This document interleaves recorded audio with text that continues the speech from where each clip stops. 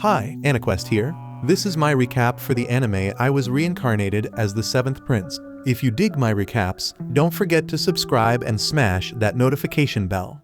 Boy opens his eyes and peeps a bunch of cute maids all hyped to see him. His first instinct is to cast a fireball and roast them all, but right before he goes for it, he notices his hands all tiny. That little distraction messes up his aim, so instead of taking out a maid, he blows a hole through the castle walls. Luckily, because there was a fireworks show happening, his blast didn't trigger a terror alert in the kingdom. Peeps are celebrating the birth of Prince Lloyd while inside the castle, but the maids start thinking about switching careers before they get turned to ash by this trigger-happy baby.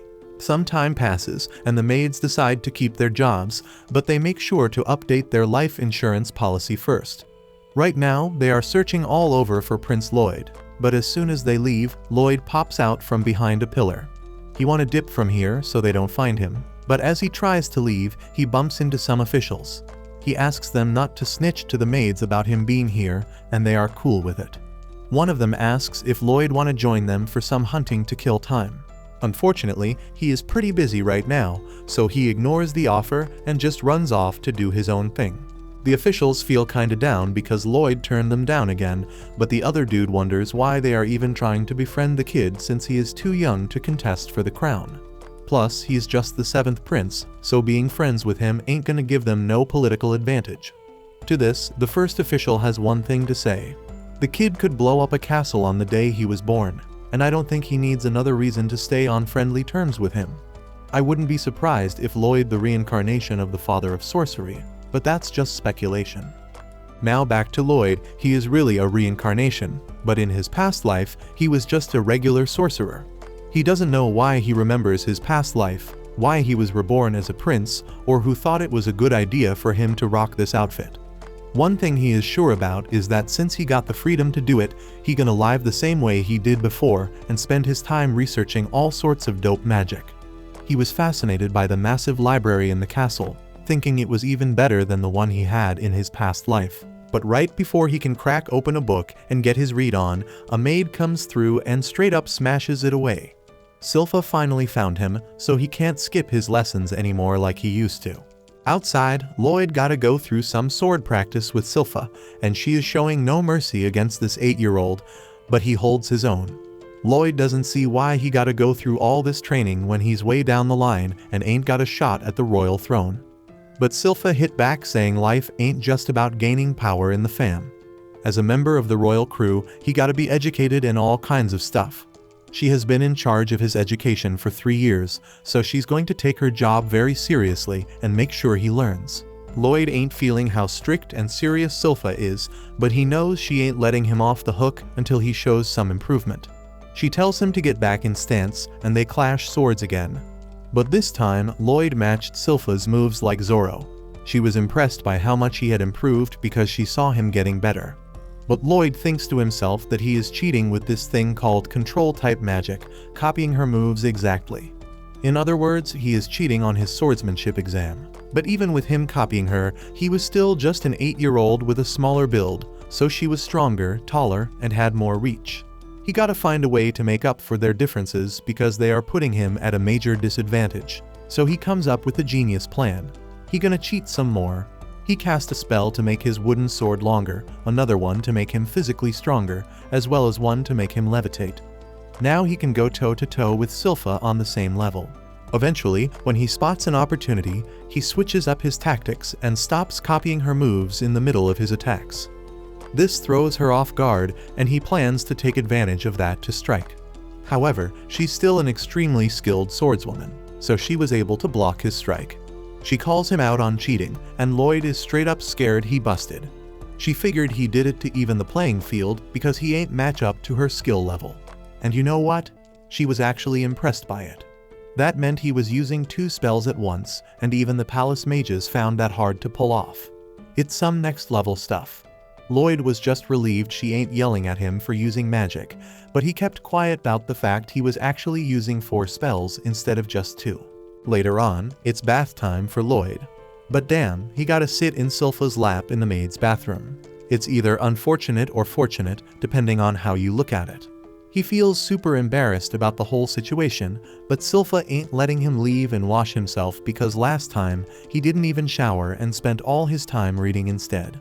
My guy just wanted to read some books, but he was stuck there with a whole bunch of maids, not knowing what to do. One of the other maids warns him that if he doesn't behave himself, then he'll be taken by the demon of the Forbidden Library. Lloyd had never even heard about this Forbidden Library or the demon in it, so the girls filled him in on the whole deal. Long ago, the kingdom of Saloom was almost wiped out completely.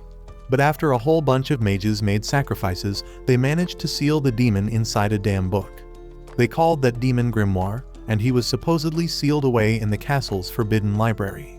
Silpha doesn't buy into that story though. She tells Lloyd it's all nonsense, and he ain't gotta be scared of something so dumb. However, Lloyd is fighting his own demons after being surrounded by so many girls in the bath, so he can't bring himself to look them in the eye. They misunderstand his situation and think he is actually scared of their story, so they offer him a spot in their beds tonight if he feels like it. Lloyd manages to dip out while they argue over who gets to chill with him, and now that he knows about this Forbidden Library, he can't just ignore it. That night, Lloyd sneaks through the castle halls until he finds the corridor leading to the Forbidden Library. Then he straight up casts an air spell on himself to hide his presence. It messes with the air density around him and makes light bend, making him practically invisible. One of the guards is about to pass out, but the other tells him to stay awake because they are supposed to be guarding some magic that could wreck the whole kingdom if it falls into the wrong hands, plus a sealed demon. Meanwhile, Lloyd just strolls past them while they brag about being top-notch guards. They definitely getting fired after this, aren't they? There was still a second layer of protection in place to stop people from getting into the library though. It's a seal cast by 10 powerful mages using their strongest magic, so there should be no way anyone is getting through that. Well, it didn't take much for him to get through it, so I guess the mages are getting fired as well. Once Lloyd was up in that library, he was straight up amazed because he had been living here his whole life and never even knew about this place. He starts checking out all them interesting books, but he reminds himself he gotta put that barrier back so folks don't lose their jobs because of him. Just then, he sees a book fly out from a pile, and boom, out comes the demon Grimoire. Grimoire is impressed that a young kid like Lloyd managed to break the seal on the library door, so he tries to persuade him to unseal him too. But even if Lloyd doesn't, that seal on Grimoire is about to crumble on its own because it has been degrading over time. Grimoire is trying to tempt Lloyd with some gold nuggets, but Lloyd ain't fooled by his words. That gold was made from creation magic, and on top of that, Grimoire did a really crappy job making it. Lloyd straight up tells Grimoire he gonna redo that seal once he is done here. The kingdom has too many books he gotta read, so he can't let some fool like Grimoire ruin it all. Grimoire keeps trying to convince him by promising he won't wreck the kingdom, but Lloyd ain't falling for it. As a last-ditch effort, Grimoire says he gonna teach Lloyd some ancient magic if he lets him go. Lloyd is ready to throw the whole kingdom under the bus if it means he can learn more magic. He asked if Grimoire would really teach him some ancient magic, and realizing he's got the kid hooked, Grimoire told him that he definitely would. He is trying to butter Lloyd up by saying he must be mad talented with sorcery.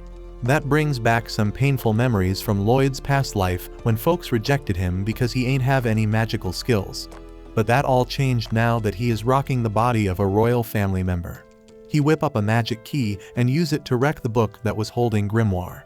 Once he is free, Grimoire can't even believe Lloyd really destroyed the seal just like that. Lloyd is still pumped to get his ancient magic lesson, so he asks Grimoire to get it going. Grimoire takes a good look at him and straight up throws a ball of purple fire at him, calling it Lesson 1. He thinks that's gotta be the end of Lloyd, so he is about to bounce and go wreck the world or something. But then Lloyd pops out from the smoke, completely unharmed. Grimoire can't even believe Lloyd is still kicking after taking a direct hit from his spell, and Lloyd is praising it for being so damn unique. Our boy would love to see some more, and Grimoire just can't accept that Lloyd survived, so he starts firing off many more spells at him. However, not a single one manages to break through the barrier around Lloyd. Grimoire is straight up confused about how this barrier is so damn powerful. Lloyd watches in awe as he analyzes the spell, but even though he knows it might straight up kill him, he wants to know what it feels like to take that attack head on. Lloyd opens up a hole in the barrier and takes a bit of that purple fire, shocking Grimoire to the core. It burns his finger really bad, but he seems to enjoy it. And that's when we realize Lloyd has some serious issues going on in his head. He tells Grimoire to show him something else, and not wanting to lose to a kid, pulls out his trump card and levels up his second spell, so he can dual cast his magic. And even though that should straight up annihilate anyone who ain't the main character, Grimoire is getting worse matchups than before. When Grimoire peeps that Lloyd effortlessly cancels out his most powerful spell, he gets the message that he can't handle this kid in a fight. So he tries to get away from him as fast as possible. But just as Grimoire was about to dip, he straight up crashed into the barrier Lloyd set up beforehand. The castle above the library, so Lloyd doesn't want anybody to find out about his secret mission down there. Grimoire asks if Lloyd thinks he is trying to make a run for it, but that ain't it. A long time ago, Lloyd made this mistake that jacked up everyone's life insurance, so he was always extra cautious when he used magic. He even put up barriers around all them books, so they don't get burned up. But right when Grimoire was about to throw another magic spell, Lloyd shut him down and said he had seen enough of that one already. Now he wanna peep at what kinda of defensive magic Grimoire has, so he hit him with one of his own attack spells. It's safe to say Grimoire ain't about to enjoy this, and after the blast has ended, we see him lying on the floor as a defeated demon. Lloyd stroll up to him and asks why he ain't used no barrier to defend himself, but the truth is, ain't nothing Grimoire could do to save himself from that attack. After that, Lloyd whips up some magic to restore the room to its normal state, and Grimoire is straight up tamed from his encounter with Lloyd. He tells Lloyd he an amazing mage, but Lloyd thinks he is the amazing one. Turns out demons can't be killed by magic, even though it still hurts like hell. Lloyd is curious about how much punishment Grimoire can take since he is supposedly immune to magical damage. But Grimoire ain't trying to agree to that, so he swears his undying loyalty to Lloyd on the condition that he doesn't torture him. Lloyd agrees to take him on as a familiar, but torture will still be involved, only slightly though. He tells Grimoire to transform so he doesn't scare people with his appearance. So Grimoire turns into this cute-looking chibai goat and plans to butter Lloyd up so he can take control of his body. But when Grimoire tries to do that, he ends up staring into the abyss that is Lloyd's mana reserves. That makes it crystal clear to him that nothing he tries against this kid gonna work, so he's better off just being obedient and staying out of trouble. With all that settled, Lloyd bounced to enjoy reading in the Forbidden Library as much as he damn well pleases.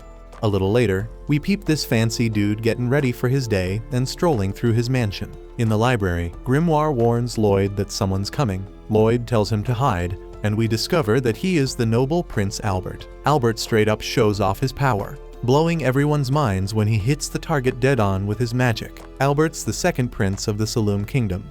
He's a damn genius at everything, and folks think he'll be the next king for sure.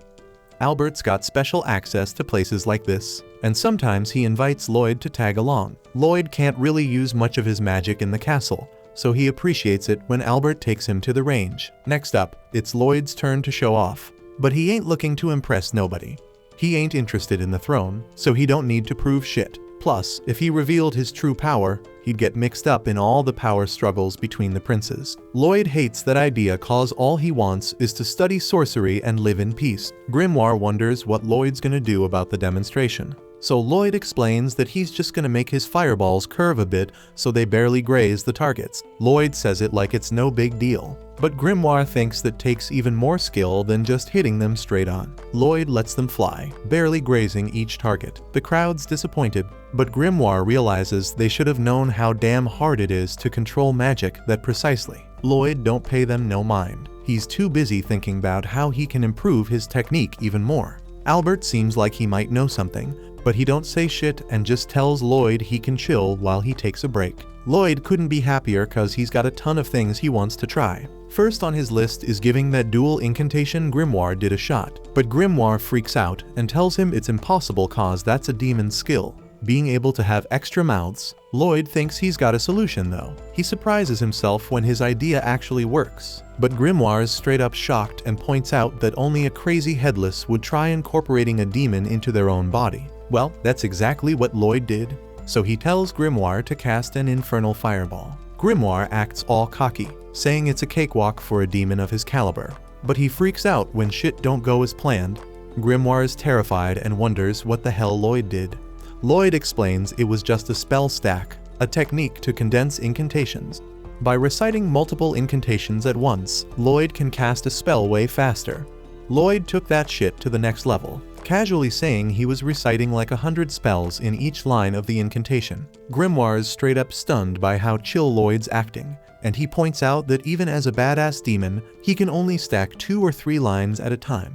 Lloyd moves on to his next test and discovers he can now talk out of both mouths. Grimoire freaks out, thinking Lloyd's about to recite 2 advanced spells simultaneously. But Lloyd shuts him up. A freaking huge power starts flowing through him as he uses the Infernal Fireball and Waterball spell. Grimoire's panic hits an all-time high as he realizes Lloyd's mixing 2 insanely advanced spells. The mana's getting crazy intense, and Lloyd's pumped as hell to see what kind of power this dual incantation brings. Lloyd figures he can't release all that power on the ground, so he just sends it skyward. Even then, it's a display of power that can be seen from miles away. In the castle, some servants wish Albert wouldn't hang out with Lloyd because they think he's just a kid who sucks at magic. Albert shuts them down, saying they're blind. He spills that Lloyd intentionally grazed all the targets the same way. So Albert calls Lloyd a freaking genius. Albert predicts Lloyd could even become the Grand Sage and hopes he'll be his ally. The servants are sure they can convince him, but Albert points out he just wants to get along with his little bro. Albert predicts Lloyd probably already knocked down all the targets, but the servants doubt his skills once again. They think the kid couldn't possibly take them down that fast, and one servant wonders why it's so damn dark outside. We find out why when Grimoire's shaking in fear after seeing Lloyd blast a hole through the atmosphere. Lloyd starts panicking cause he don't want nobody finding out, but luckily shit goes back to normal. This whole thing was freaking insane, and the terrified Grimoire once again wonders who the hell Lloyd really is. Next morning, Grimoire's fed up with doing all these maid duties for Lloyd. He calms himself down though, and reminds himself it's his job to make sure Lloyd's living clean and healthy, preparing for when he takes over his body. Later on, the tear in the sky makes it into the newspaper, but nobody knows what the hell caused it. Lloyd might have some serious ADHD cause he's already moving on. He's way more interested in a new story about badass adventurers. They conquered a crazy hard D dungeon with high difficulty, and they came back loaded with precious loot and magical shit. This sounds hella fun to Lloyd, so he decides to hit up a dungeon. Grimoire points out that if anyone finds out Lloyd's gone, it'll cause a mass freakout, but Lloyd spills that he's got a solution. Grimoire is confused as hell when Lloyd pulls out an acorn, but his confusion turns into amazement when Lloyd uses it to create a wooden copy of himself. And this ain't no basic copy, it's got nerves and shit. So it not only looks like him, but can also move on its own. But that's still not enough. Lloyd explains he would have done this shit earlier if he knew it would work. Unfortunately, the real problem is Silpha. We flash back to show how obsessed she is with Lloyd, even noticing when he grew 1/4 of a millimeter taller. This dumb dance dummy he just made won't fool her, but Lloyd's got a new plan for that too. He steps outside, and we see he left Grimoire in charge of the copy while still being able to talk to him through his hand. The maids think it's the cutest thing, but Grimoire's thinking about how crazy Lloyd is. Lloyd transferred Grimoire's soul into the copy and put his soulless body into his hand. He leaves the rest to Grimoire, and Grimoire is digging how real the copy feels. But then he realizes Lloyd ain't there to stop him, and he starts getting some wicked ideas in his head. Just then, Lloyd tells him how much he loves having Grimoire as his familiar, and it brings tears to Grimoire's eyes. Lloyd's wondering if something's wrong, but Grimoire just tells him to hurry up and finish with the dungeon. Lloyd realizes he don't know where to find a dungeon, and Grimoire notices there seems to be a brawl going down nearby. Turns out, the seemingly helpless girl turns the tables on her attackers and straight up annihilates them. She shows off her insane fighting skills, and Grimoire points out she must be some kind of martial artist. Lloyd's read about the breathing technique she's using. It lets a person channel this energy called Kai into their body, giving them crazy strength. Somehow, the girl spots them, but Lloyd's cool with it because he wants to learn more about her technique. Now Lloyd's freaking out because Grimoire points out that Tao might recognize him as the 7th prince. He stays quiet, and that makes Tao think he's an enemy, so she starts coming at them. Lucky for Lloyd, he manages to change his appearance just in time and introduces himself as Alberto. Lloyd used some spell that lets him transform into someone he's seen before. He mixed his look with Albert's using a new dual incantation, creating a whole new style.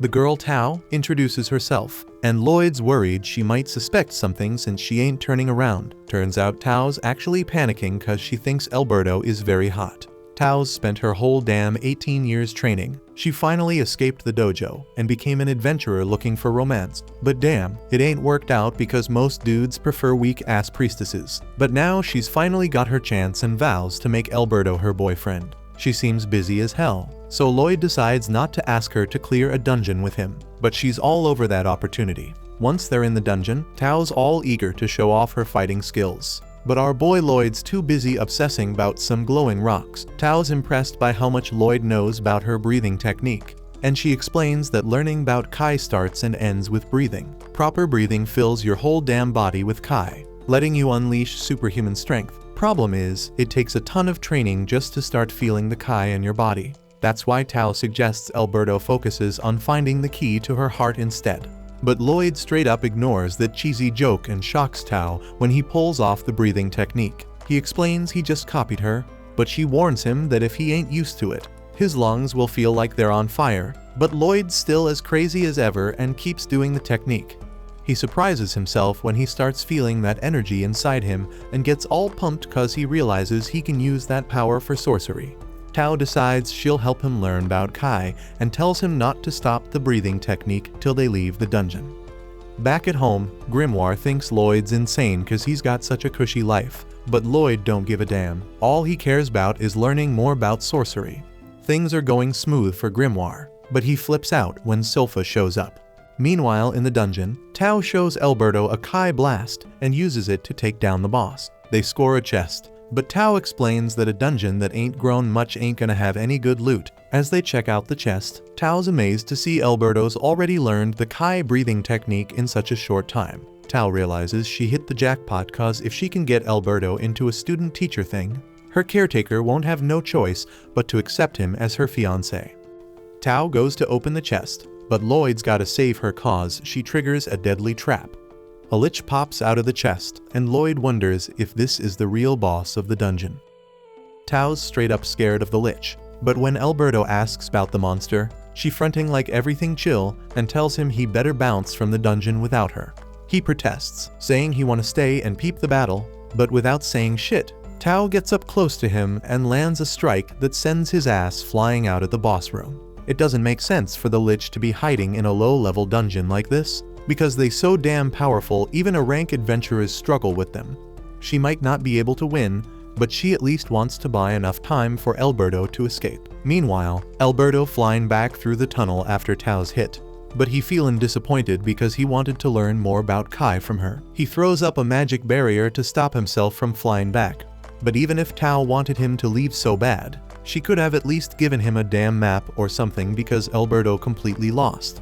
He tries hitting up Grimoire, but he getting no response except for a message begging him to get his ass home soon because he in trouble. On the other hand, Tao still going at it with the lich, and she holding her own, but with the beating she taking, she bound to lose sooner or later. She don't want to die, but she finds comfort in the fact that she helped Alberto escape. Then she starts slowly backing away, trying to see if she can make her own escape. But as she doing that, the lich starts talking. It recognizes the martial arts she using and says it has eaten someone with a similar technique before. But after getting that person's knowledge, it realized Kai ain't nothing but a weak-ass version of magic. So it doesn't see no point in eating Tao to learn about it. But Alberto, on the other hand, got the lich's attention, and it would love to take a bite out of him. This ain't the first time Tao heard someone dissing her Kai martial arts. Most people on this continent think it useless as hell, but when Alberto saw it, he actually thought it was impressive.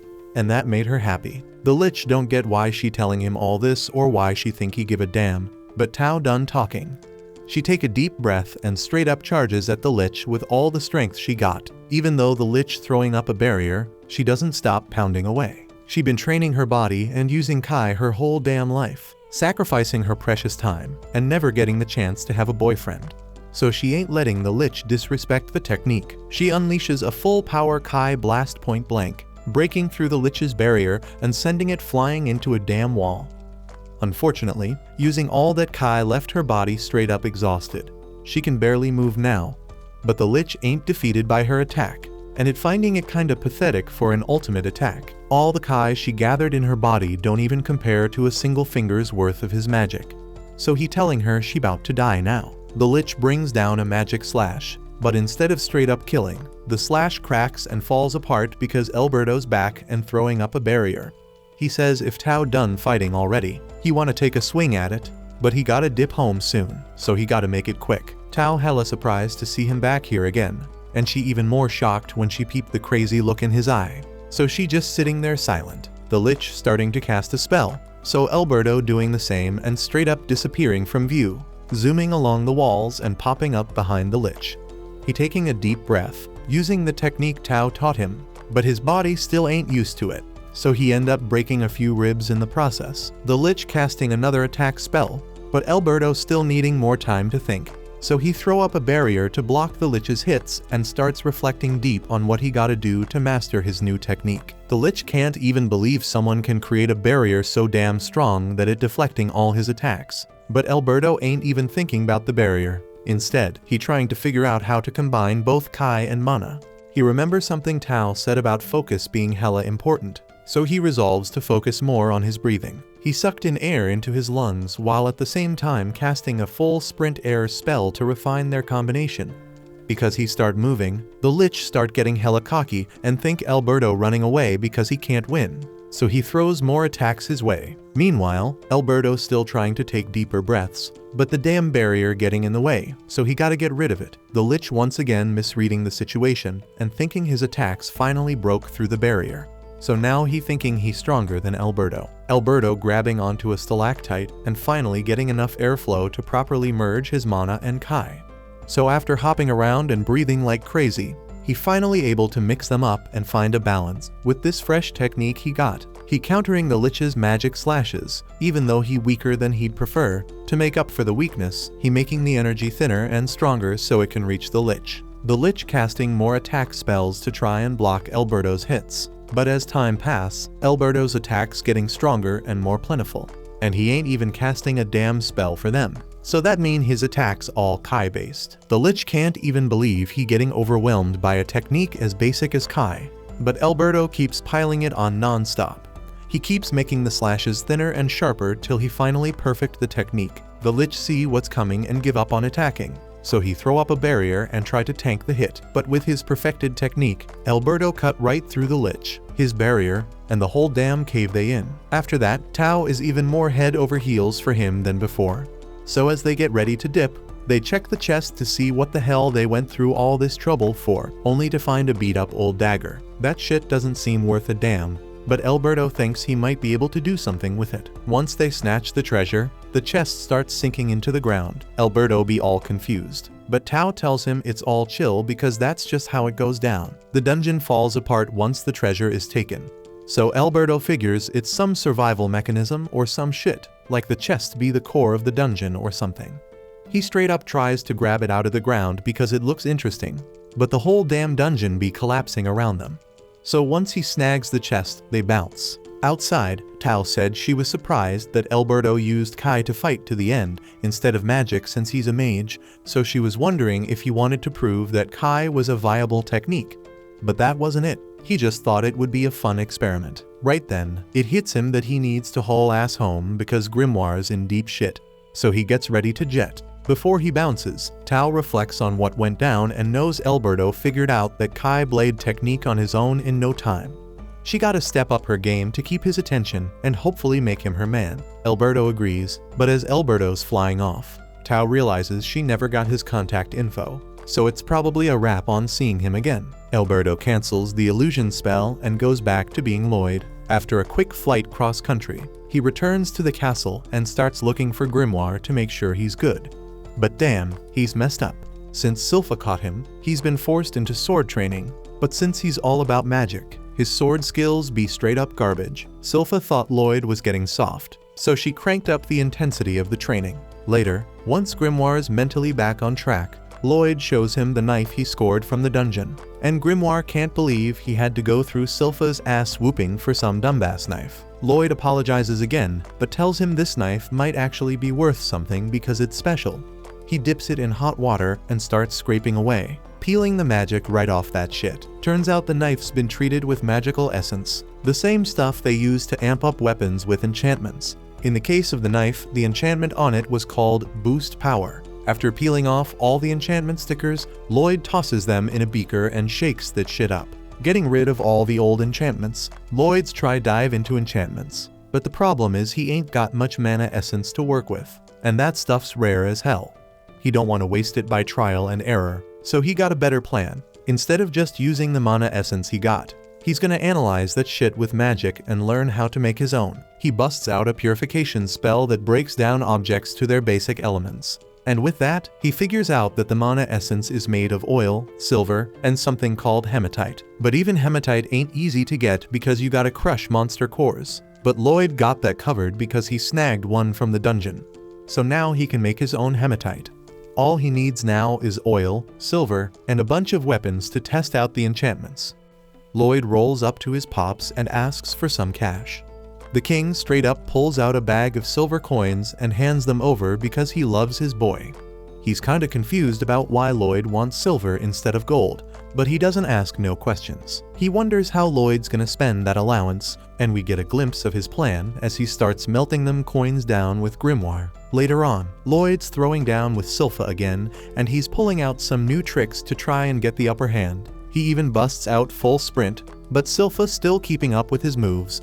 So he takes it up a notch and uses magic to make the ground all jacked up, trying to catch her off guard. But when he goes in for the attack, Silpha straight up disappears, but he is unaware that she is simply hiding inside the dirt construct he made, so he gets wrecked. Silpha takes the win, but she still gives Lloyd the oil he wanted, even though the deal was he had to land a hit on her to get it. She says it is fine since she is just relieved that his poor performance the last time they fought was just a fluke. Lloyd's grateful and promises to show her what he makes once he's done, but Silpha thinks he's talking about cooking something. They head back to his experiment room, and Lloyd and Grim mix the oil with the other ingredients, making that sweet mana essence. Now all they need is a bunch of weapons to test those enchantments on. So Lloyd went to Albert to ask for his help in acquiring some. Since Albert's got a crew of loyal knights under his command, Lloyd's hoping he can convince them to let him enchant their weapons. And since Albert told them to do it, all the knights immediately handed over their swords to him. But deep down, they ain't too confident in Lloyd's skills, so they silently weep over their lost swords. Grimoire's pissed cause the knights think Lloyd's gonna screw it up, so he's even more determined to nail it on the first try. Lloyd gets to work on the first sword, going all out and filling every damn inch with enchantments. But damn, turns out regular steel can't handle that much power, because the sword straight up shatters to pieces. He keeps trying, and the swords keep breaking, but eventually, he manages to get some of them to work, and the next morning, Lloyd rolls up to Albert, showing off his accomplishment. Albert's jaw drops when he sees that out of 120 swords, Lloyd actually pulled off enchantments on 50 of them.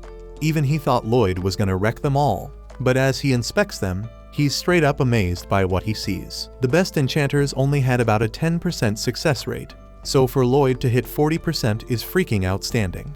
One of the guards didn't believe Lloyd actually accomplished what he claimed, but when he tries to sheath his sword, that thing's too damn sharp because of Lloyd's enchantments. Albert's checking out one of Lloyd's dopest swords when Lloyd rolls up and asks if he can see them in action. So Albert invited him out to join him for a monster hunt he had to go on. Not long after we see Lloyd rolling with Albert. And of course, Lloyd's got Grim by his side. They reach the forest where their monster hunt's going down. But the damn monster ain't in the woods, it's chilling by a nearby lake. Lloyd's pumped as hell because he rarely gets to leave the castle, and he's dying to see his enchanted swords in action. Albert points out how Silpha's always sticking by Lloyd's side, and she thanks him for letting her come along. Albert teases her, hinting that her feelings for Lloyd might be on overdrive. But Silpha shuts him up quick with a threat. Just then, they get surrounded by a bunch of kobolds, but the soldiers see it as a warm-up for the monster. Lloyd acts scared, but Grim knows damn well that Lloyd sensed the danger a while ago. Tao taught him a technique called spectral detection. By focusing on his breathing, Lloyd can now sense his surroundings all the damn time. Grim watches his master and thinks about how Lloyd always keeps spectral detection and his barrier active. Ain't no surprise gonna catch him off guard. Grim says Lloyd gets even scarier with each passing day. The fight kicks off, and everyone's blown away by how damn sharp those swords are. They ain't just slicing through monsters, they're cutting through steel like it's butter. The soldiers are freaking out like kids holding a knife for the first time. So Lloyd figures his enchantments worked like a charm. Albert agrees, telling everyone that his lil bro's an enchanting prodigy. Silpha agrees too as she stands over a pile of monster corpses. But Lloyd points out that he ain't even enchanted her sword. Just then, a kobold tries to attack Lloyd, but Tao appears out of nowhere and takes it out. Lloyd almost screws up by calling out to her like he's still Alberto, but he catches himself just in time. Tao notices that Lloyd's using key breathing techniques, but she came because she thought she sensed Alberto. On closer inspection, she also sees a hell of a lot of resemblance between Alberto and Lloyd. Just then, Silpha smashes another monster. She gives props to Tao for her help, but warns her not to get too forward with Prince Lloyd. Tao points out that she sensed that monster coming, and Kai techniques ain't nothing to underestimate. Tensions start rising between them, but Albert steps in to calm them down and invites Tao to roll with them. That night, Tao's mind gets blown when she finds out Albert's a freaking prince. She notices the resemblance between Albert and Alberto, but not as much as Lloyd, who she's looking for now. Lloyd hides nearby and realizes that Tao's mad skilled with Kai, which makes her hella sensitive to it. He was using spectral detection, and that's probably how she found him. Lloyd decides to dip into his tent, but for some reason, Silpha's up and they're changing. Lloyd says that he don't need her watching over him, but Silpha ain't having it because she ain't feeling how Tao's all up on him. Tao barges in, and Silpha straight up calls her an idiot, while Tao fires back calling Silpha a pervy maid. The two start going at it, so Lloyd takes this chance to bounce. Albert calls Lloyd a lady killer and points out how much Silpha's changed since she started taking care of Lloyd. She sees his maturity, but Albert warns that dealing with women can get real complicated. Right then, the girls peep that the soldiers are watching them too damn close. They knock them all out, and now Lloyd hears Albert's message loud and clear. Tao explains she got hired to clean up some old shrine. Silpha tells her to hurry it up. They almost start arguing again, but Albert cuts in, saying that Tao's danger-sensing skills are mad helpful.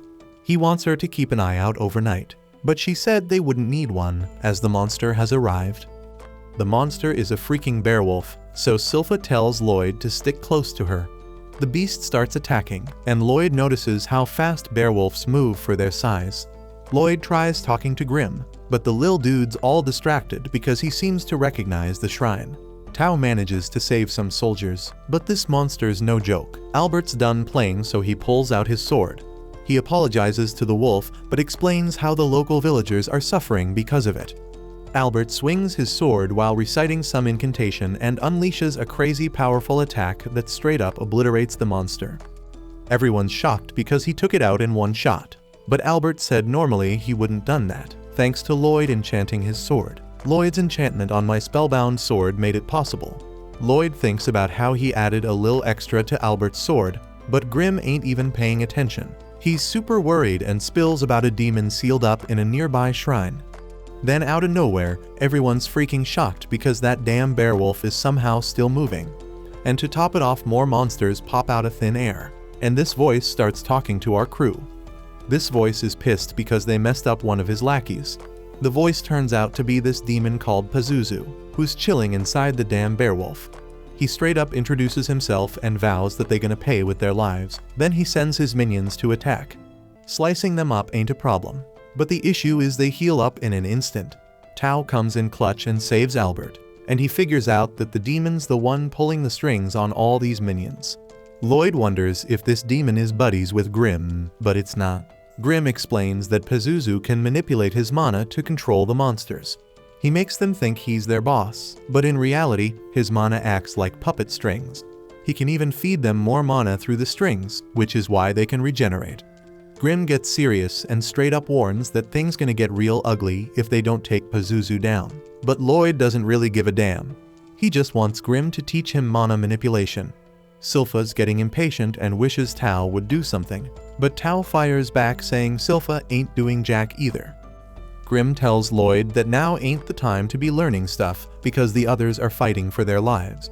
But Lloyd's sure they'll be fine though, and insists that Grim teach him. As Pazuzu watches the brawl, he points out that while some of his opponents got skills, most of them are only surviving because of their weapons. Then he starts dissing Lloyd, saying he ran away like a scared little baby. Sylpha ain't having none of that and gets real pissed. So Pazuzu tells her it must be a real pain in the ass for her to take care of a useless piece of flesh like Lloyd. That pushes Sylpha over the edge, and Tao is scared shitless when she sees her. Sylpha excuses herself from Lloyd's side, but he doesn't give a damn because he's still busy learning shit. Pazuzu keeps trash talking, but Sylpha fires back. She says all the minions smell like shit, and Pazuzu's breath is even worse. She's decided that Pazuzu's messing with Lloyd's fresh air, so she's gotta end his sorry ass. Sylpha casually draws her sword, but Pazuzu explains they ain't got a chance in hell of leaving alive. He keeps feeding the minions mana, so they gonna keep regenerating endlessly. Demon's got an unlimited supply of mana, so he ain't running out either. Pazuzu thinks he made Sylpha cry, but she straight up tells him it's his damn breath. Right then, Albert starts getting worried when the demon goes after her, but she's more than fine because she chops off all the monster's feet. She suggests he ditch the furball he's controlling and warns him that he'll lose even faster if he doesn't. Out of nowhere, everyone peeps that them minions ain't moving no more, and their regenerations slowed the hell down. That's because the demon's all focused on regenerating its own werewolf. That's their chance to win whenever the demon does that shit. So Albert tells Sylpha to keep laying the hurt on him. She gets ready to do her thing, but Pazuzu thinks they are foolish. Nearby, Grim finishes teaching Lloyd. He breaks it down that Pazuzu gotta be a real pro at mana transmutation because that shit ain't easy, even for a powerful demon. Grim tries to show him how to control mana, starting with adding color to it. Then comes shaping and adding sense. Even Grim struggles with it. But he's straight up shocked when Lloyd reveals he already shaped his mana into a flower and added a scent. Grim can't believe he did it so damn perfectly, and they both take a sec to enjoy the smell. Meanwhile, Pazuzu's in a world of hurt because Sylpha's giving him a serious ass whooping.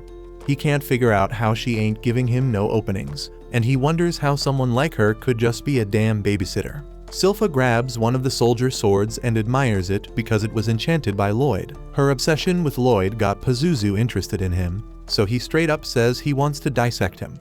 The demon shows off his mad speed, but he keeps insulting Lloyd, which just makes Sylpha even more pissed. The freaking demon devours her and straight up disses her for being a dumbass human who fell for his mind games. But damn, he's totally shocked when Sylpha is still kicking it, and she straight up slices that wolf bear's body right down the middle. She announces that it's her family's dual blade art and follows it up with another move called Diving Sparrow. She slices that monster's head clean off, and Pazuzu tries to front saying she's just a maid. But damn, that ain't true at all. So Sylpha uses another move to straight up destroy that wolf and expose the demon. Everyone's straight up stunned by her power, and Lloyd realizes that this is what Sylpha looks like when she gets serious.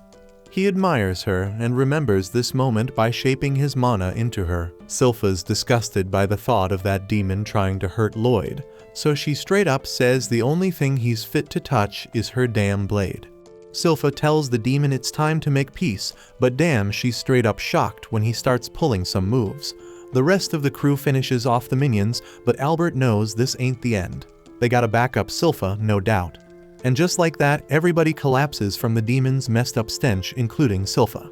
Pazuzu is all furious because he's been building those puppets for over a freaking century.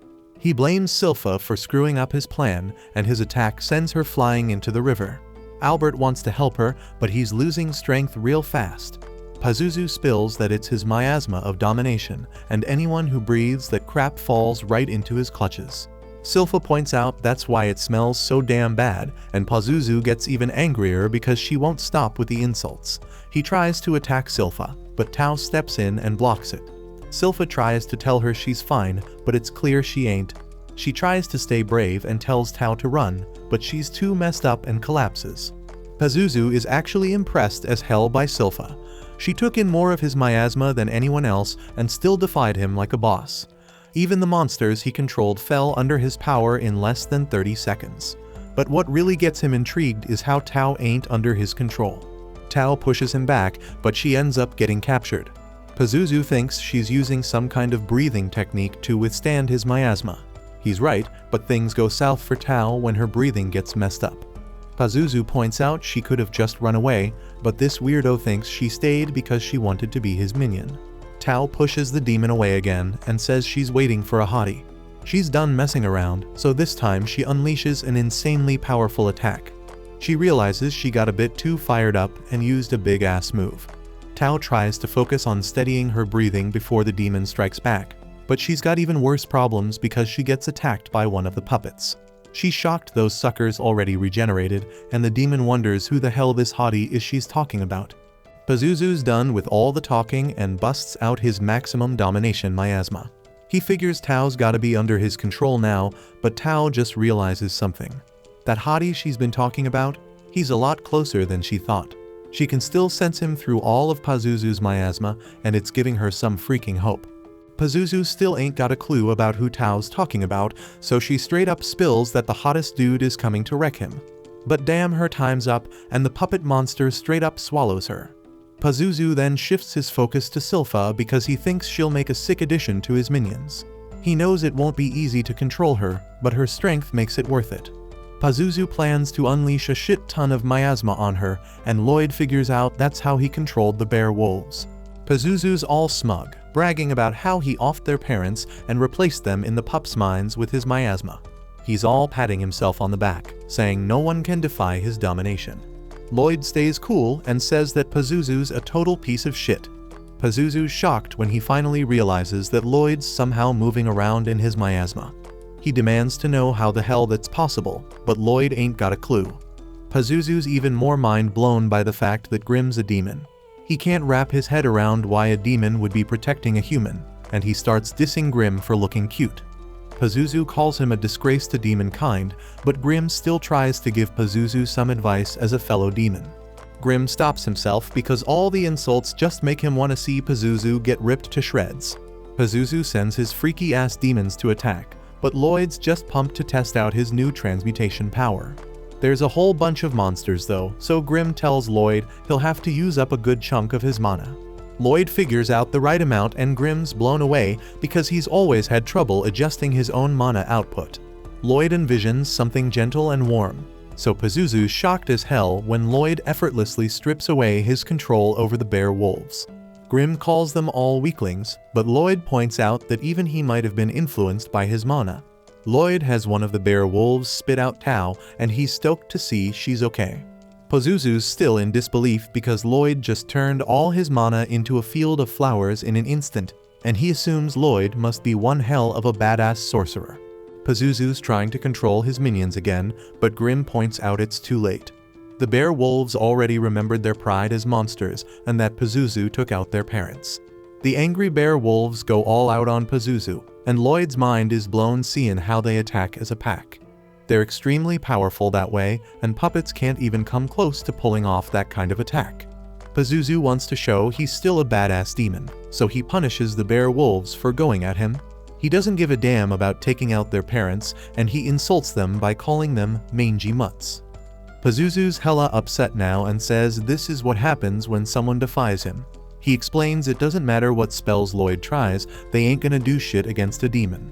Lloyd remembers Grimm said the same thing, demons can't be taken out with magic, so Grimm explains it ain't never happened before. Then Pazuzu declares he gonna show them his true power, now that he ain't feeding the minions mana. Lloyd ain't even listening because he's just fascinated by why magic can eliminate demons. He figures demons must be mad tough to completely wipe out, but that just gets this crazy kid even more excited to find out what it gonna take. Pazuzu straight up freaks when he sees the dark power coming from Lloyd's body, and Grimm points out that's why Pazuzu's mana ain't ever affected Lloyd. One day Lloyd decided to hide his power to avoid attracting unwanted attention, and keeping it held back all the time is a whole lot of work. Grimm explains to Pazuzu that his mana ain't ever gonna be enough to even come close to touching Lloyd. Pazuzu and Grimm might both be demons, but there ain't a damn thing they can do with their mana that even compares to Lloyd's power. Lloyd, being his usual psycho self, is stoked because now he got a demon to test out all the spells he'd been wanting to try. Supposedly demons can't be eliminated by magic, so Lloyd can go all out without holding back. Pazuzu's shaking in fear, trying to figure out how the hell Lloyd got so much freaking mana. He wonders if he's stuck in some messed up nightmare, and he's straight up shocked when Lloyd tries to trap him in a barrier. It gets hella scary for Pazuzu when he realizes this ain't even a fight for Lloyd, he's just treating him like a damn lab rat, trying to lock him up. Pazuzu tries to bolt, and Grimm doesn't blame him because he'd do the same damn thing. Lloyd's having a lot of fun unleashing a fraction of his power, but Pazuzu's running for his life, dodging the barriers Lloyd's throwing up. Pazuzu's barely surviving, so he begs Lloyd to cut it out. Grimm watches in awe, wondering how many spells this dude can cast at once. Lloyd says he can do about 20 on his own, but when he teams up with Grimm, they can unleash even more. Life gets way harder for Pazuzu as he's gotta dodge even more barriers, and he's wondering how the hell Lloyd's chanting so damn fast. Pazuzu gives himself a pat on the back for dodging so much, but that's short-lived because Lloyd busts out a spatial spell called Dimensional Enclosure. Lloyd points out he's got him now, so Pazuzu starts begging the Psycho Sorcerer to let him go. Lloyd ain't having it and points out that Pazuzu's done some messed up shit to the bear wolves. Not only did he off their parents, but it's clear he did all sorts of chimera experiments on them. Pazuzu demands to be set free, claiming he's the demon destined to rule the whole damn world. But that doesn't fly, so Pazuzu tries to suck up to Lloyd, saying he'll boost his status when he takes over. That doesn't work either, so he begs Lloyd to chill out. He's never been hit with magic from someone as powerful as Lloyd, so he's scared he might actually kick the bucket. Lloyd stopped listening to this dude ages ago, because now he's just spouting off some crazy incantation. Pazuzu keeps begging for his life, but it's too late because the magic's already going down. Lloyd figures he's activating about 240 spells per minute right now. Lloyd's amazed at how damn beautiful it looks, so he decides to keep it up for another 30 freaking minutes. But not even 5 minutes later, Lloyd's getting worried that the demon might already be 6 feet under. Grimm's breaking it down, saying sorcery messes with demons like how annoying sounds and lights mess with humans. But damn, Lloyd went all out with his magic on Pazuzu, and that messed him up big time. Pazuzu's falling apart now, reflecting on how he spent a whole century raising those monsters. He was supposed to be the ruler of the world, but some kid who wanted to run an experiment on him shut it all down. Lloyd couldn't care less, which just adds insult to Pazuzu's injury. And then out of nowhere, Lloyd's shocked to see everyone already waking up. He can't let anyone find out about his insane power, so he bounces to think of an excuse. Grimm tells Pazuzu that he's figured out people don't want leaders who whine about their struggles. They'd rather have a good time with someone who's living it up. Lloyd's always doing what he wants when he wants. That's probably why people keep flocking to him. Grimm remembers to keep his tough guy act, explaining he ain't like those who follow Lloyd. He's just building his strength to get revenge on Lloyd someday. So Pazuzu decides to trust Grimm with his world domination ambitions. Grimm's down for it and stoked to see Pazuzu's mana helping him recover a bit. Lloyd comes up with an excuse and tells everyone some dude named Alberto showed up to beat the demon and saved their sorry asses. Tao overhears this and wonders where the hell Alberto is. Sometime later, the whole damn town throws a party, celebrating the return of the victorious Prince Albert. They think Lloyd's a cute kid, but he doesn't compare to the great Albert, and this just makes Silpha pissed off. Inside the palace, the king is pleased with Albert and wonders where the two adventurers who helped them are. Albert explains that Alberto was never even seen. But let's take a look back at Tao. She got suspicious when she realized she was rocking Lloyd's poncho. So Lloyd just tricked her into leaving, saying Alberto was hanging nearby. The king's hella interested in this Alberto person. But Albert shocks everyone by saying Lloyd did the most in the hunt. They only survived because of Lloyd's badass enchanted weapons, so Albert thinks Lloyd should be part of the royal succession. Everyone in the room can't even believe it, but Albert thinks Lloyd would be a damn perfect fit for the throne. The king says it'll just create another rival for Albert if Lloyd gets into the competition. But Albert thinks the throne should go to whoever's most deserving, even if it ain't him. He questions any decision that excludes Lloyd just because he's young. Albert makes it clear, though, that he does not intend to be outshined. The king's hyped as hell about this turn of events and asks Lloyd if he's down for the competition. He wants to know if Lloyd gonna roll with his brothers in the quest for the throne. Everyone's in awe of this epic moment, but Lloyd just declines it calmly. Outside, the little dweeb runs around like a kid and explains that one of the bear wolves followed them home. Lloyd thinks it's hella cute and fluffy, and that makes Grimm jealous because he ain't getting the same reaction. Grimm puffs himself up and casually jumps into the conversation. Silpha shows up to see how much the bear wolf digs Lloyd, and Lloyd hides Grimm in its fur. He even gave it a name Shiro, and wants to teach it a bunch of stuff. Silpha explains that handling complex commands is usually the turf of monster tamers, so Lloyd starts thinking about using his mana to control the monsters just like they do. Grimm's straight up amazed by Lloyd because he turned down the throne offer like it was no big deal. Lloyd always just crazy about magic, and he is a true magic maniac. The king peeps from nearby and thinks Lloyd said no because he's so humble. But Albert ain't buying that. He believes being a king is too small a role for Lloyd. The king agrees and can't wait to see what Lloyd's future holds. Later on we find out that Lloyd's been teaching his wolf some basic commands. Shiro picks them up real quick, but the more complex commands are a bit tougher. Lloyd tries writing a command spell into his mana, but it just confuses the poor animal. They decide to seek help from a monster expert and head over to Princess Ali's in her garden tower. Grimm's mind gets blown seeing all those monsters there, and Lloyd explains that Ali's is his sister, the 6th princess of Saloon. She's a total animal lover, and I ain't just talking about cats and dogs, she's into all animals, even monsters. Just then Ali's shows up and starts showering Lloyd with affection. But it's way too much for him, and he straight up passes out. Her maid Eris scolds her for going overboard, but Ali's can't help herself. Lloyd's impressed when Ali's figures out that Shiro's a bearwolf, but she seems a bit loco, and Silpha starts doubting if she can actually help them. Lloyd's willing to give her a shot though, so he suggests seeing one of her monsters. And damn, he's shocked when she reveals she already called one a lesser class Fenrir named Luru. Grimm's mind gets blown again because that's a higher level bearwolf. Lloyd can't believe this monster slipped past his presence detection. But what's even crazier is that he has no clue when Ali's gave the command. The Fenrir knew to sneak up behind them and even snatched Silpha's headband. Clearly Ali's gave it some complex orders without showing any signs. This gets Lloyd all hyped up, so he practically begs Ali's to teach him how to communicate with Shiro. Ali's confidently explains that it ain't gonna be easy, but Lloyd prefers things when they ain't simple. Ali's agrees to teach him, but she shocks everyone when she says the key to talking to animals is love. She claims that love will help him understand any monster, and she proves it when the animals in her tower start hugging her. Eris thinks it's pointless to learn from Ali's because she's just a natural talent, but Ali's insists that anyone can learn. She gives another demonstration, but this time the animals go all out, overwhelming everyone. Silpha's mind gets blown when she sees that Lloyd's actually interested in love, and she starts imagining him asking her to teach him more. But in reality Lloyd realizes that he's been trying to give orders to Shiro, while his sister ain't giving her animals any commands. Instead, she's sharing her will with them. When she talks to them, Lloyd notices that her mana ain't coming out of her hands, but flowing straight from her head to theirs. This means she can subconsciously connect with animals through mana and show them exactly what she wants. Lloyd decides to ditch the whole orders thing and tries sharing a mental image of his will instead.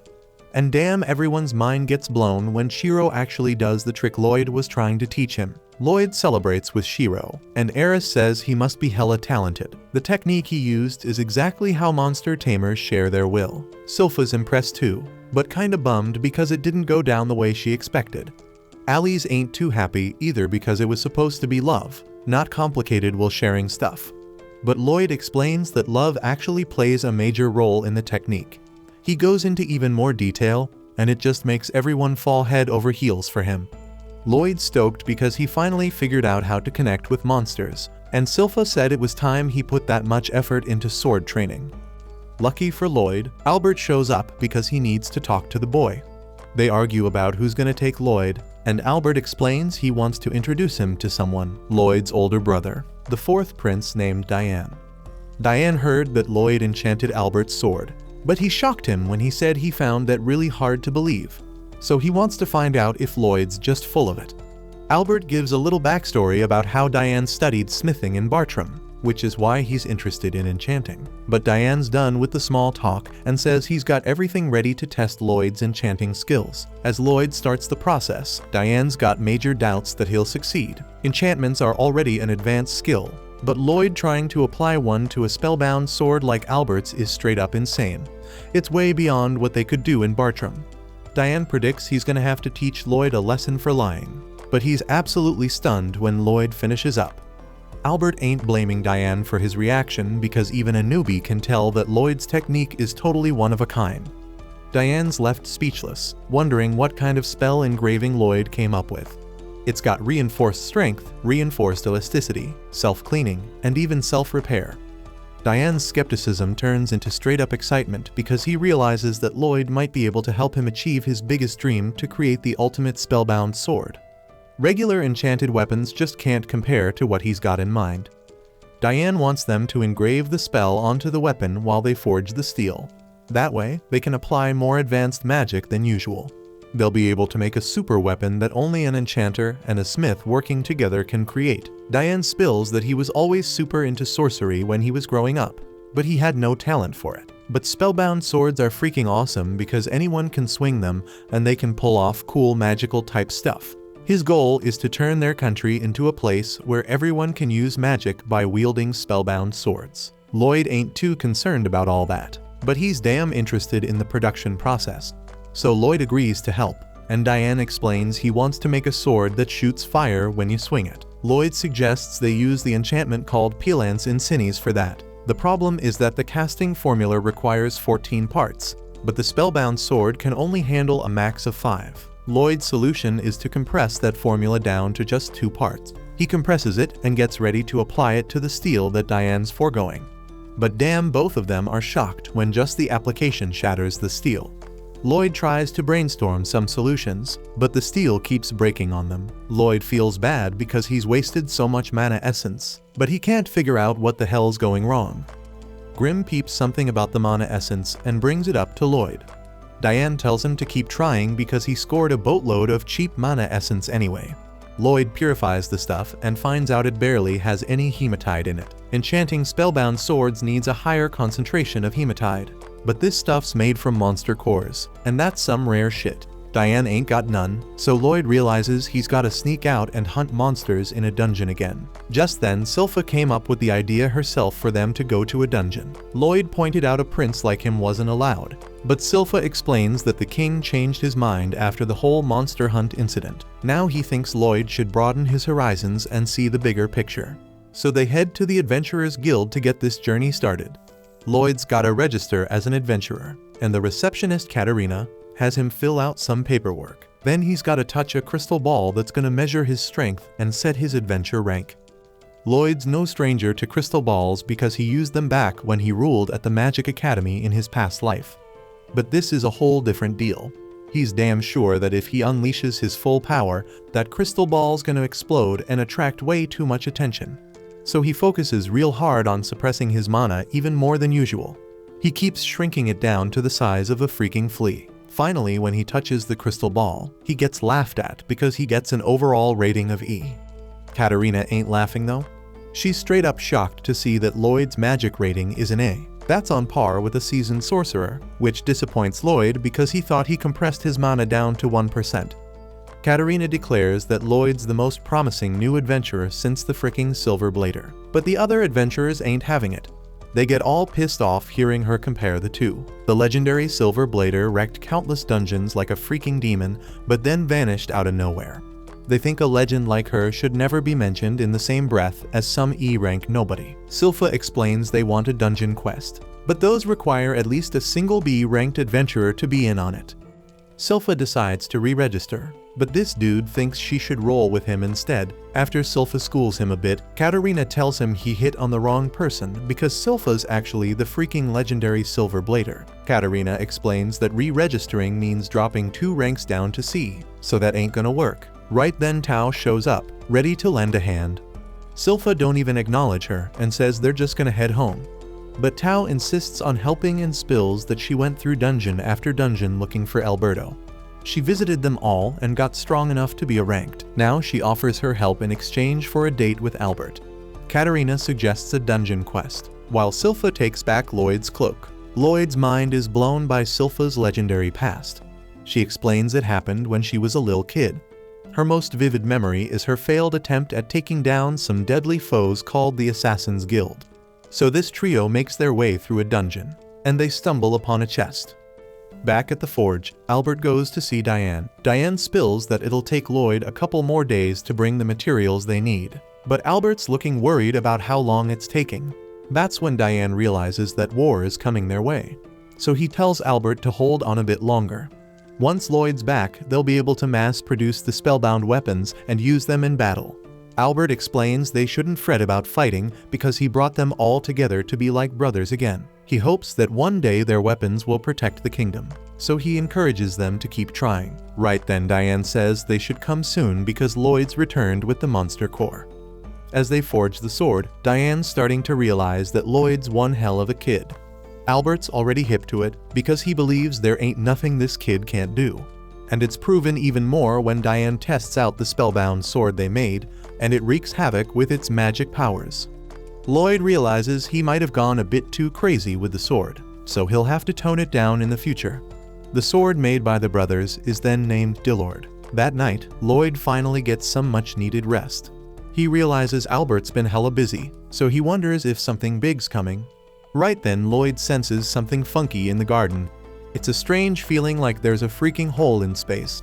Even Shiro, who's usually on point, hasn't noticed it.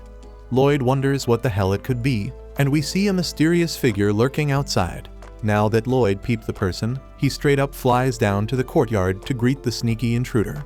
She realizes she's been busted and tries to bounce quickly, but Lloyd has already thrown up a barrier, so ain't no way she's escaping his clutches now. He wants to have a little chat with the intruder because technically she's trespassing. But then the assassin drops her disguise and reveals herself as a girl with some seriously questionable fashion choices.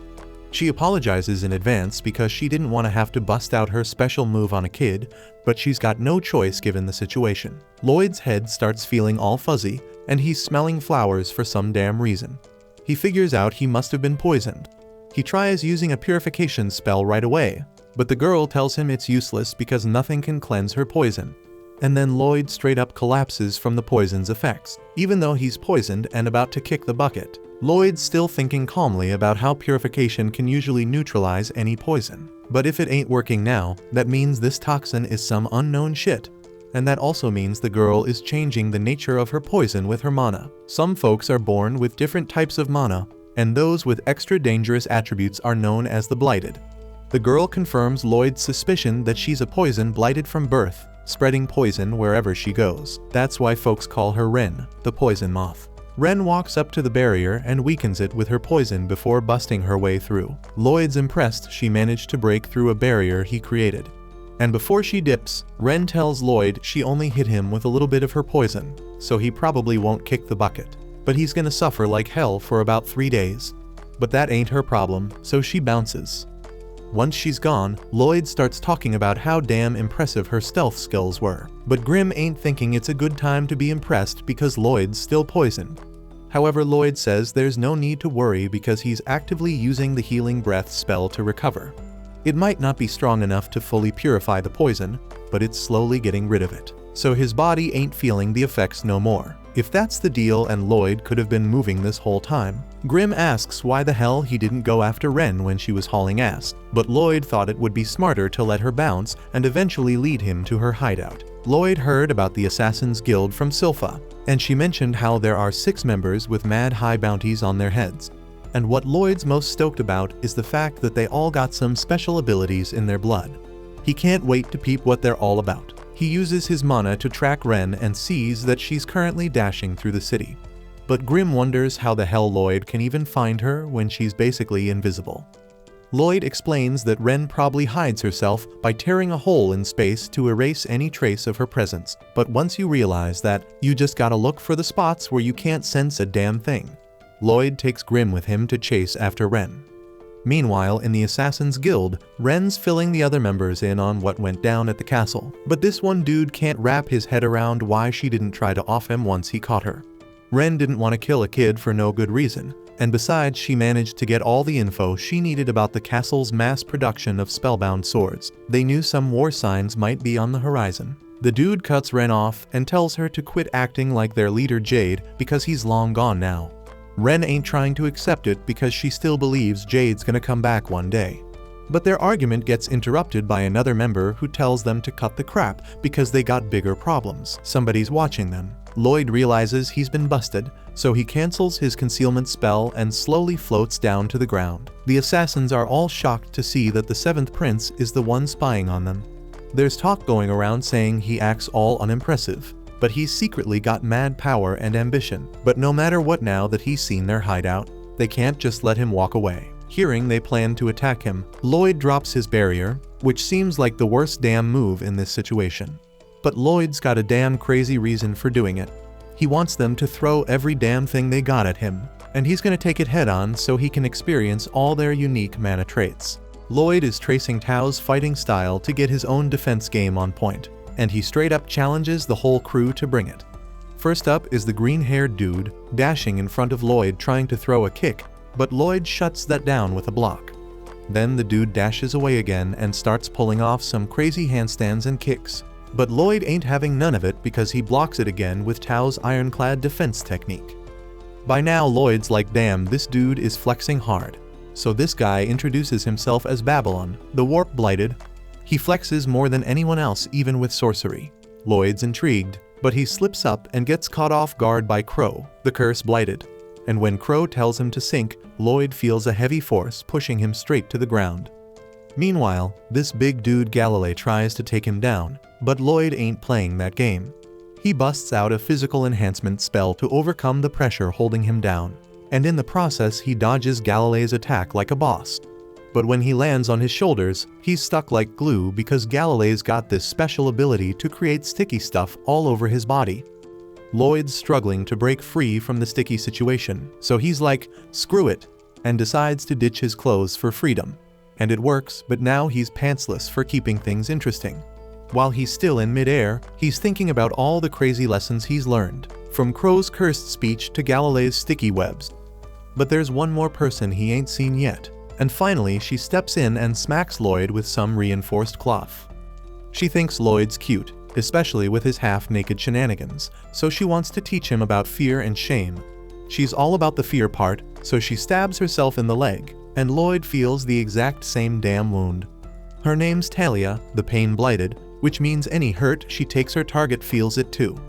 Even with a leg impaled, Lloyd's feeling happier because he's learning so much in this wild battle.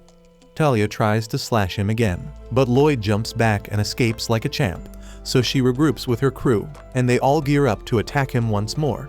Talia looks at Lloyd and asks if he's feeling any fear yet. But right now fear's the last thing on Lloyd's mind because he's straight up ecstatic. He heals the stab wound in his leg, and Talia's hella surprised that he can bust out a healing spell so damn fast. Lloyd gets up and starts boosting the strength of the cloth in his hands until they turn into 2 swords, and with weapons in hand, he starts mimicking Silpha's fighting style. Galilei starts panicking a little because Lloyd's stance looks a lot like the adventurer who messed him up years ago. As Lloyd charges forward, they all feel terror like they never felt before. So they try to bounce. As Babylon's trying to escape, he wonders how the hell Lloyd learned both martial arts and sword skills. But Lloyd pops up behind him and knocks him back down.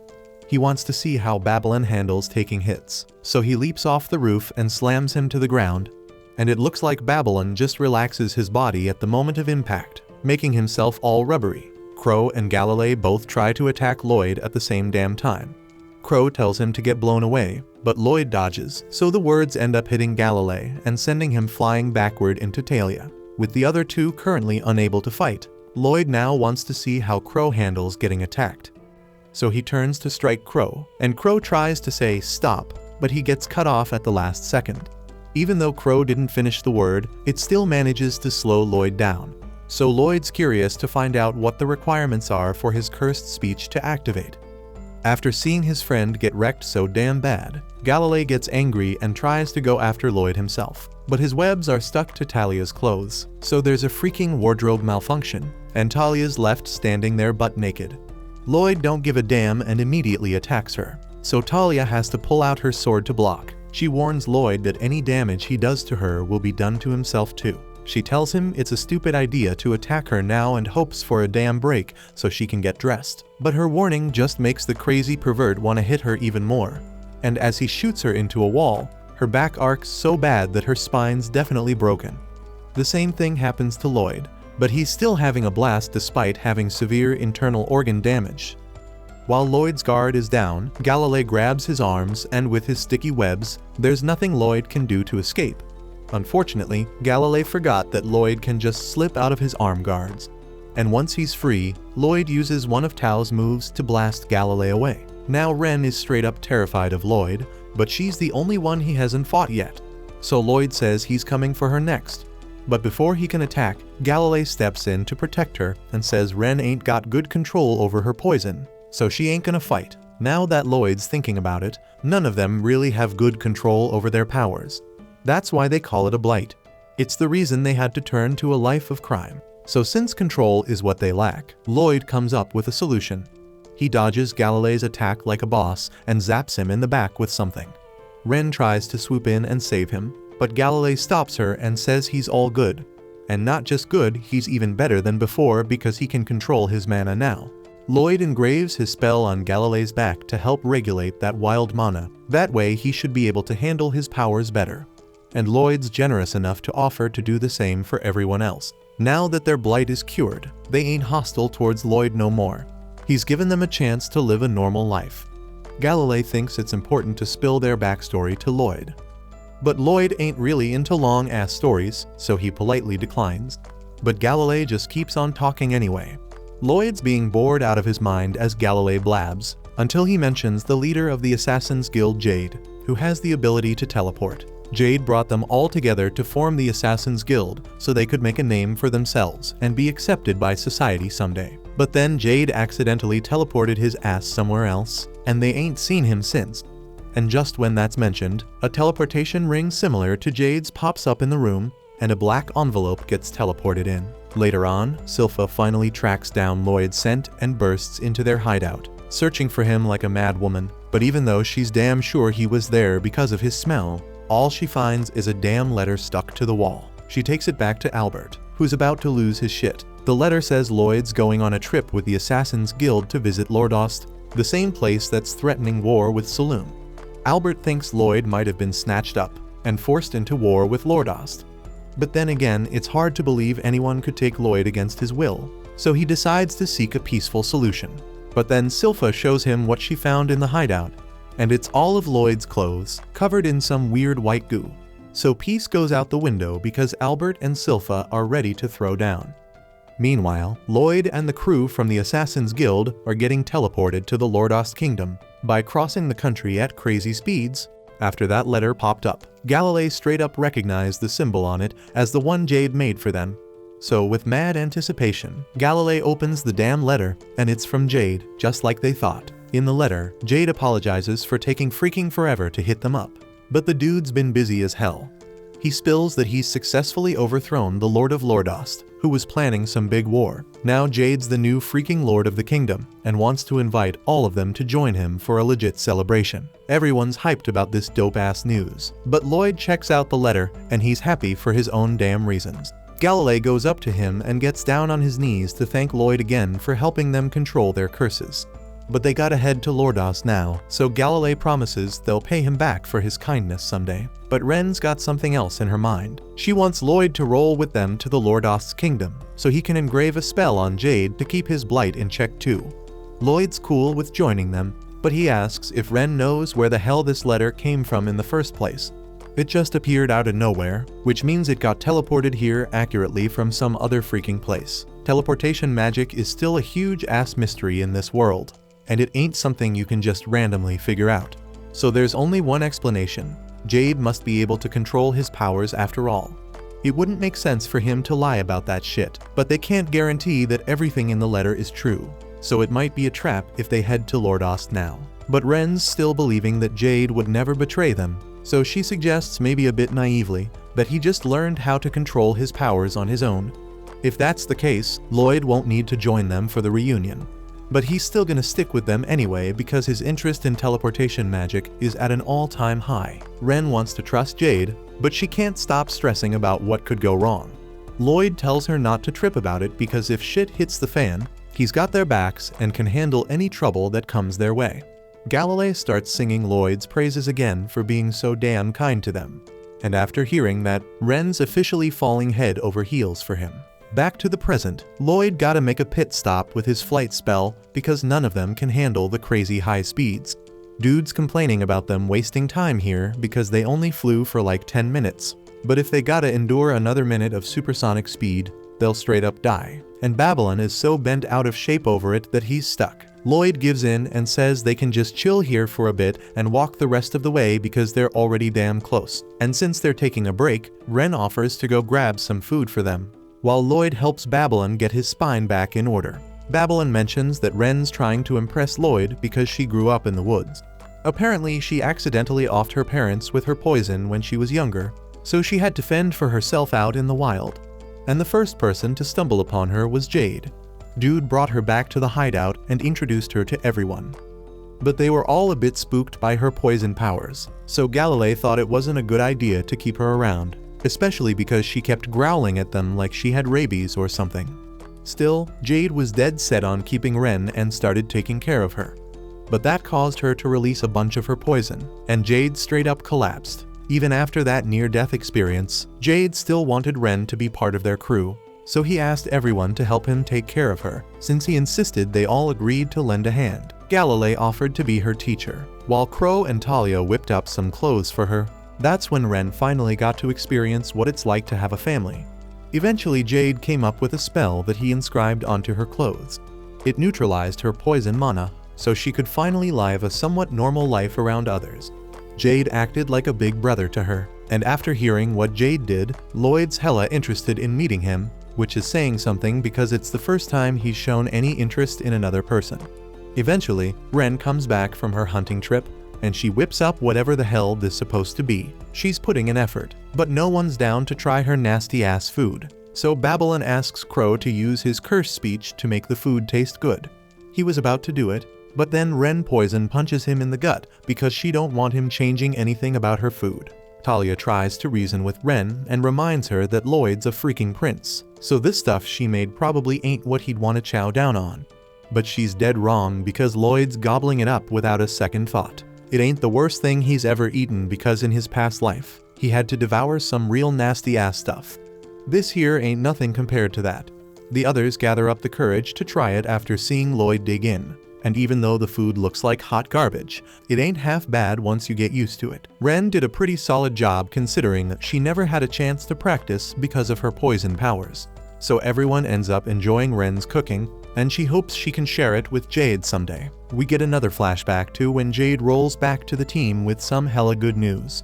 The guild is thinking about reconsidering the bounties on their heads, so everyone starts celebrating because they might be able to rejoin society since they ain't outlaws anymore. Jade tells them not to get their hopes up because the guild's still just thinking about it, but it's a step towards a future where they're accepted for who they are, and that's enough reason to party.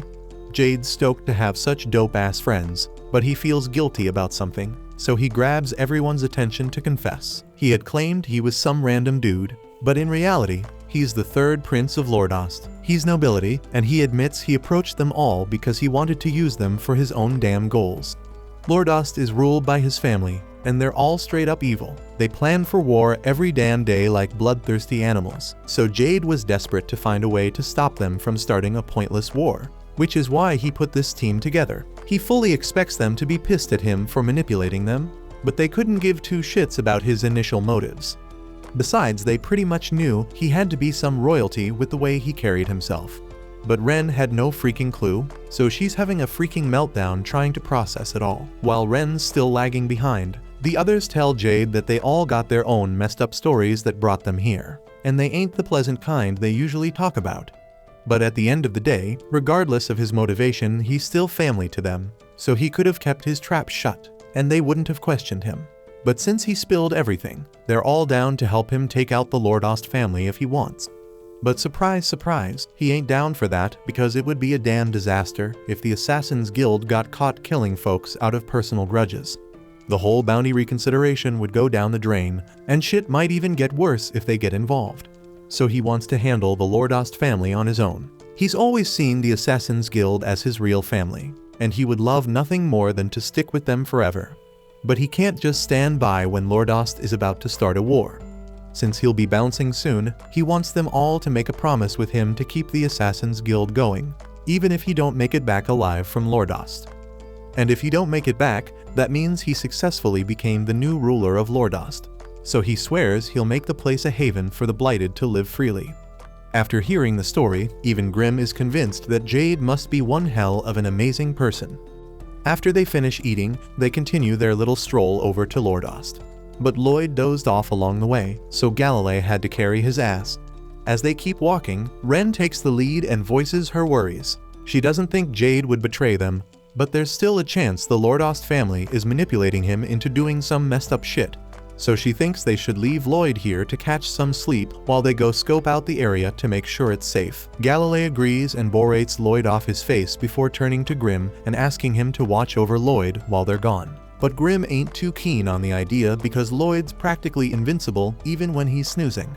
But if they go into Lordost alone and shit hits the fan, Lloyd would be pissed at him for letting them get into trouble, so he's gonna roll with them. They roll up to the castle, and damn, there's a whole party going on, just like Jade said in his letter. Grimm ain't picking up any hostile vibes from the peeps here, so he figures it's safe to fetch Lloyd and return. Galilei starts thinking about it and remembers Jade having some weird-ass interest in Lloyd. But before he can spill that, they get spotted by one of the castle staff. This dude recognizes them as the Assassin's Guild, but instead of sounding the alarm, he brings them down to the banquet and announces that the guests have arrived. Looks like they were sweating for nothing because everything seems all good. Grimm gets ready to fly back to Lloyd and bring him here, but Ren's getting a bit jittery now that she's so close to seeing Jade again. So she asks Grimm to stick around with her for a little longer. A bit later, Jade finally struts into the banquet hall, and they're all stoked to see him. But damn, he's rocking a whole new look that throws them off. Jade decides to switch back to his regular clothes because he's among friends, so he snaps his fingers and teleports them into his body. The others are freaking shocked that he's mastered his powers completely, and when they ask how the hell he pulled it off, he just says he practiced his ass off till he nailed it. Ren steps up to talk to him at last, but she's so damn emotional that she can't find the right words to express herself. Unfortunately, Jade's done playing nice, so he flips the script in the room, and all the guests turn evil. Jade somehow uses his cursed speech to pin them all to the damn ground, and he announces to the crowd that they can have their pick of the blighted folks he gathered. He doesn't give a damn about remembering their names or anything. But before shit gets even worse, Grimm uses his powers to attack Jade and buy the others some time to escape. Seems like Grimm knows what the hell's going on with Jade, but before he can explain, Jade teleports behind his ass and kicks Grimm across the whole map. Grimm crashes right next to Lloyd by pure luck, and once he wakes up, he starts spilling about some real messed up shit happening to the Assassin's Guild members. Back at the castle, Ren straight up asks Jade what the hell he's doing, still holding on to hope that there's some legit explanation for this messed up situation. But damn, her hopes get crushed when Jade spills that everyone here is possessed by demons he brought from the netherworld. And Jade ain't even Jade no more. He's actually a demon named Gisarm, the catastrophe of the netherworld, who took over Jade's body to snatch his teleportation powers. He straight up says the real Jade is dead because he took over his body. This sicko actually took great joy in breaking Jade's mind for months on end. And the only thing that kept him going was how much he cared for his friends. Blighted folks' bodies make prime hosts for demons, so he knew Gisarm would come after his pals if he took over his body. Instead of letting that happen, Jade chose to end his own life with his own hands. If he succeeded, both he and Gisarm would have bit the dust. But Gisarm couldn't even let the man die in peace, just as Jade was about to croak. This sicko healed all the damage in an instant. The other demons are growing impatient, wanting to take over the body of a blighted person. So Gisarm grabs Ren and jokingly about the demons needing to watch out because she's got some lethal poison that killed her parents right at birth. As furious as they all are, they're helpless to do shit against Gisarm. He starts inspecting Ren's body to prep for the possession, but he pauses when he spots the spell Lloyd put on her. He's straight up outraged that someone had the audacity to mark his property, so he uses his cursed speech to force Ren to spill about who did it. Ren, fueled by her willpower and gratitude towards Lloyd, resists the urge to rat him out at first. But Gisarm keeps screaming in her face, demanding to know who gave her the mark. Then out of nowhere, barriers pop up around all the Assassin's Guild members, and a freaking massive death laser obliterates everything in its path. And the one who unleashed that laser is Lloyd, who looks hella pissed. The demons straight up shitting bricks when they see the power Lloyd just unleashed. But before he deals with their sorry asses, Lloyd goes down to the Assassin's Guild crew to make sure they're all good. He patches up Ren's injury and says Grimm already told him all about what went down, so he wants them to haul ass outta here fast. They are the targets of the demons, so it ain't making no damn sense for them to stick around and put themselves in more danger. That's why Lloyd wants them to bounce and let him handle the rest. Ren ain't feeling it and objects, but Galilei shuts her down and grabs her so they can dip. He knows Ren thinks she gotta stay and help, but they just be getting in Lloyd's way. Plus, they already know they ain't no match for Gizarm, so it's best to leave it to Lloyd. Meanwhile, the demons still freaking out because they think Lloyd's blast took out Gizarm. But Gizarm teleports back up and straight up tells the other demons to haul ass after the Assassin's Guild. The guild peeps got mad skills when it comes to hiding, so if they slip away, Gizarm might never find them again. The demons waste no time and start moving, but Lloyd ain't about to let them skate. He blasts them with a bunch more death lasers, taking out every damn demon on the castle grounds, except Gizarm, that sneaky bastard teleported out of harm's way. A couple demons trying to get the drop on Lloyd while he's distracted, and Gizarm takes the chance to use his cursed speech to tell Lloyd to eat shit and die. Lloyd sees it coming, so he throws up a barrier to block the attack, but to his surprise, that spell slips right through his barrier. Now Lloyd got mad time to react because his brain's on Quicksilver timing. Dodging seems like the smart move, but he's also curious to see what would happen if he just let it smack him. But before he does something dumb, Grimm forces him to dodge that cursed word, and it ends up smashing into one of the demons, dropping him dead on the spot. Lloyd uses his analysis magic to see what went down after that spell hit, and it looks like the death spell straight up killed the demon inhabiting the body, even though the body died because of a heart attack or some shit. Grimm still trying to convince Lloyd to back off from scrapping with Gizarm because it's too damn risky. Gizarm's magic ain't like your regular spellcasting shit. It straight up takes his mana and creates an effect, kinda like Crow's cursed speech, but way more polished. When you use a regular spell, a barrier can block the effects. But when the attack comes straight from the mana, that barrier ain't nothing more than a damn net. Solid attacks get blocked, but mana can flow right through it. If they were dealing with someone like Pazuzu, Lloyd could easily overpower any attack that Clown throws his way. But Gizarm's mana, that shit could stab Lloyd's heart if he ain't careful. Gizarm looks down at the demons who survived Lloyd's death ray, and he got nothing but pure disdain for them. Grimm breaks it down for Lloyd that demons got these ranks, like classes or some shit. So the demons down there must be 10th class, which means they straight up trash. For comparison, Pazuzu was an E-class demon, and Grimm himself is 3rd class. Lloyd assumes Gizarm must be a 1st class demon, but it's way worse than that. Gizarm is demon royalty, a freaking demon lord. That means his power is off the charts. Even 100 first-class demons wouldn't stand a chance against his ass. Lloyd may be off the charts too, but this time Grimm thinks even Lloyd's got his limits. So Grimm wants them to get the hell out of Dodge, but Lloyd keep flying closer to Gizarm instead. Gizarm asks who the hell Lloyd is, so Lloyd introduces himself as the 7th Prince. Gizarm seems to remember something from Jade's memories about wanting to meet Lloyd, but he doesn't give a damn about all the details. Lloyd says he would have loved to meet Jade, but now he ain't ever gonna get that chance because of Gizarm. Gizarm responds saying he's pissed because Lloyd just rolled up here and started blowing up his minions and base. They both got beef with each other, and they look equally crazy and hyped to throw down. But Grimm once again suggests Lloyd should bounce while he's still got a chance to escape. Lloyd knows damn well that Gizarm ain't gonna be as easy to take down as the one he wrecked on the ground. And Grimm's all shocked that Lloyd would call that shit easy. Lloyd said the 10th class demons are trash, but they still relatively strong and got some natural resistance to sorcery. Gizarm all eager to get this battle started, so he uses his mana to form a lil spike and launches that shit straight at Lloyd, damn near breaking through his barrier. Even if it didn't go all the way, this the first damn time Grimm's seen something actually do damage to Lloyd's shield. So now he panicking even more than before. Gizarm is impressed by the barrier Lloyd created, but let's see how it holds up when he ain't holding back as much. And he starts launching a bunch of mana sword projectiles at Lloyd. Lloyd busts out some fancy ass dodging moves to minimize the damage, but he losing layers of his shield in the process. But damn, Lloyd was so focused on dodging the swords that he straight up forgot that Gizarm got teleportation skills.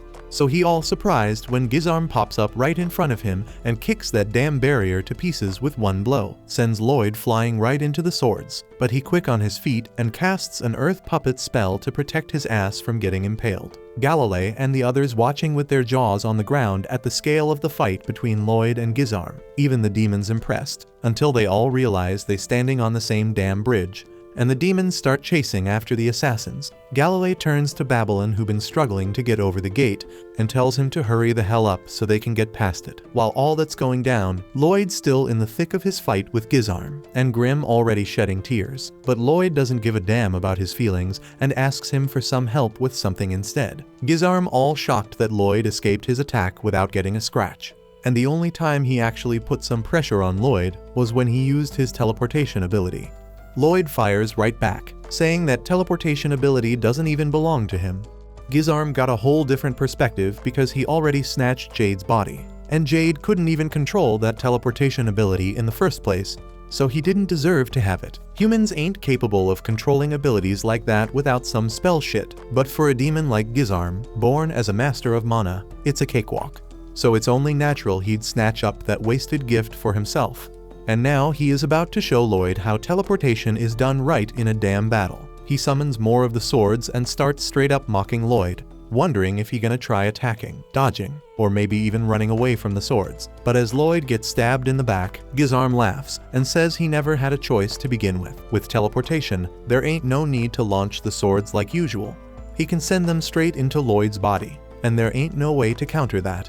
And now that he thinks he won, he officially names his powers Shadow Wolf to commemorate that shit. Meanwhile, the trash demons still chasing after the assassins, telling them to give up their bodies. But the assassins just got control over their powers for the first time ever, so they ain't letting that go now. Galilei busts out his web ability, covering the ground and holding the demons in place while they make their getaway. The web's gonna harden in a few seconds, so ain't no demons escaping before that. Then Crow uses his cursed speech to make Humpty Dumpty and the rest of them fall down. Galilei props up Crow for using his cursed speech well enough to avoid hitting his own crew.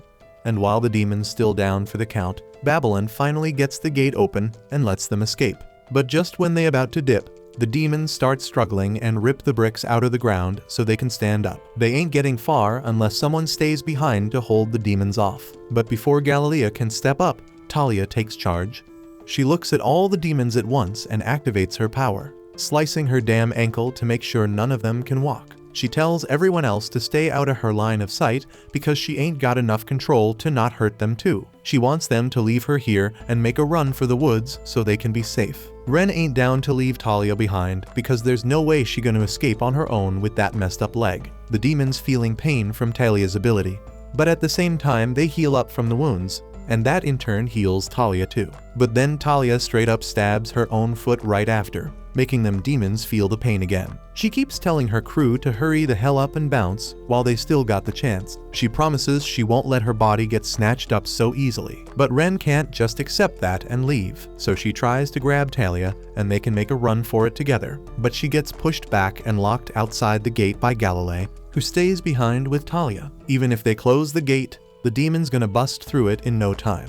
So at this rate, ain't none of them gonna escape unless they stop the demons right now.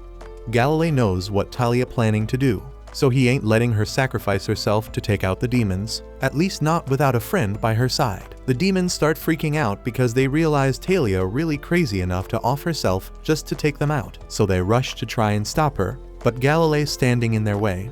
Ren begging them to stop because they was so damn close to living together as a family. Jade may never come back, but they can control their powers now, and they ain't gonna have bounties on their heads no more. So why the hell they gotta die? Talia can't even imagine the pain Jade must have gone through trying to end his own life for their sake, but she understands that feeling of doing whatever it takes to protect her friends, so she don't hesitate to slash her own damn neck for them. While all this crazy shit going down, Gizarm looking down at these sorry ass peeps, and he is feeling straight up disgusted by their pathetic lives. Honestly, he was hoping Lloyd would have put on a better show, because then maybe Talia's sacrifice would have actually meant something. But right then he hears some shit crumbling where Lloyd's dead body's supposed to be. He turns his ass around and sees Lloyd Dunn turned into a pile of freaking dust. Out of nowhere, the real Lloyd Sneak attacks him from behind, but Gizarm teleports his ass out of there just in time to dodge getting sliced. He realizes Lloyd used a decoy to catch him slipping, and now the dude wielding an enchanted sword. Shit about to get a whole lot more interesting in their fight. That's for damn sure. But Lloyd seems all anxious now, but it ain't got shit to do with Gizarm. So he suggests they take the fight somewhere else because there's some peeps here he really don't want to encounter. Right before Talia about to do something drastic, a whole damn swarm of fireballs start pouring down from behind the gate. Galilei snatches her up so she don't get caught in the chaos, the demons getting roasted. But Talia and Galilei clueless about where the attacks are coming from. And just like that, the gate gets sliced the hell up, and Lloyd's family steps in, Albert taking the lead, and shit way more chaotic than he anticipated. But that don't change shit because they all there for one reason, to rescue Lloyd. The demons are getting crispy, and Ren finally feels relieved that help arrived. Crow gets this weird feeling like he's seen Silpha somewhere before, but he can't quite remember where. Albert and Silpha catch onto it and turn around, giving the assassins a deadly stare. Before long, the assassins are dropping to their knees, shaking in terror as Albert figures out what to do with them. Diane tells him that dealing with the demon mob should be the priority right now. But Silpha ain't having it, saying they gotta handle the Assassin's Guild first. She points her sword at them and demands to know where the hell Lloyd is. The assassins freak out, and then Silpha pulls out a pocket watch, telling them that for each lie they spit, she'll off one of them. Galilei starts trembling and stuttering as he says that Lloyd's currently throwing down at the castle. Albert asks who Lloyd's fighting and why. Ren pipes up, saying he's fighting the boss of the demons on their behalf. But Babylon shuts her mouth, reminding them of the promise they made to Lloyd earlier. A while ago when they were eating, Sleepy Lloyd asked them to keep his strength and Grim a secret from the palace folks. Galilei asked why he wanted it to be a secret, and Lloyd said he don't want no attention messing with his magic studies. Now Ren's all like, what the hell do I say? Silpha lets them know their 1 minute of silence is almost over.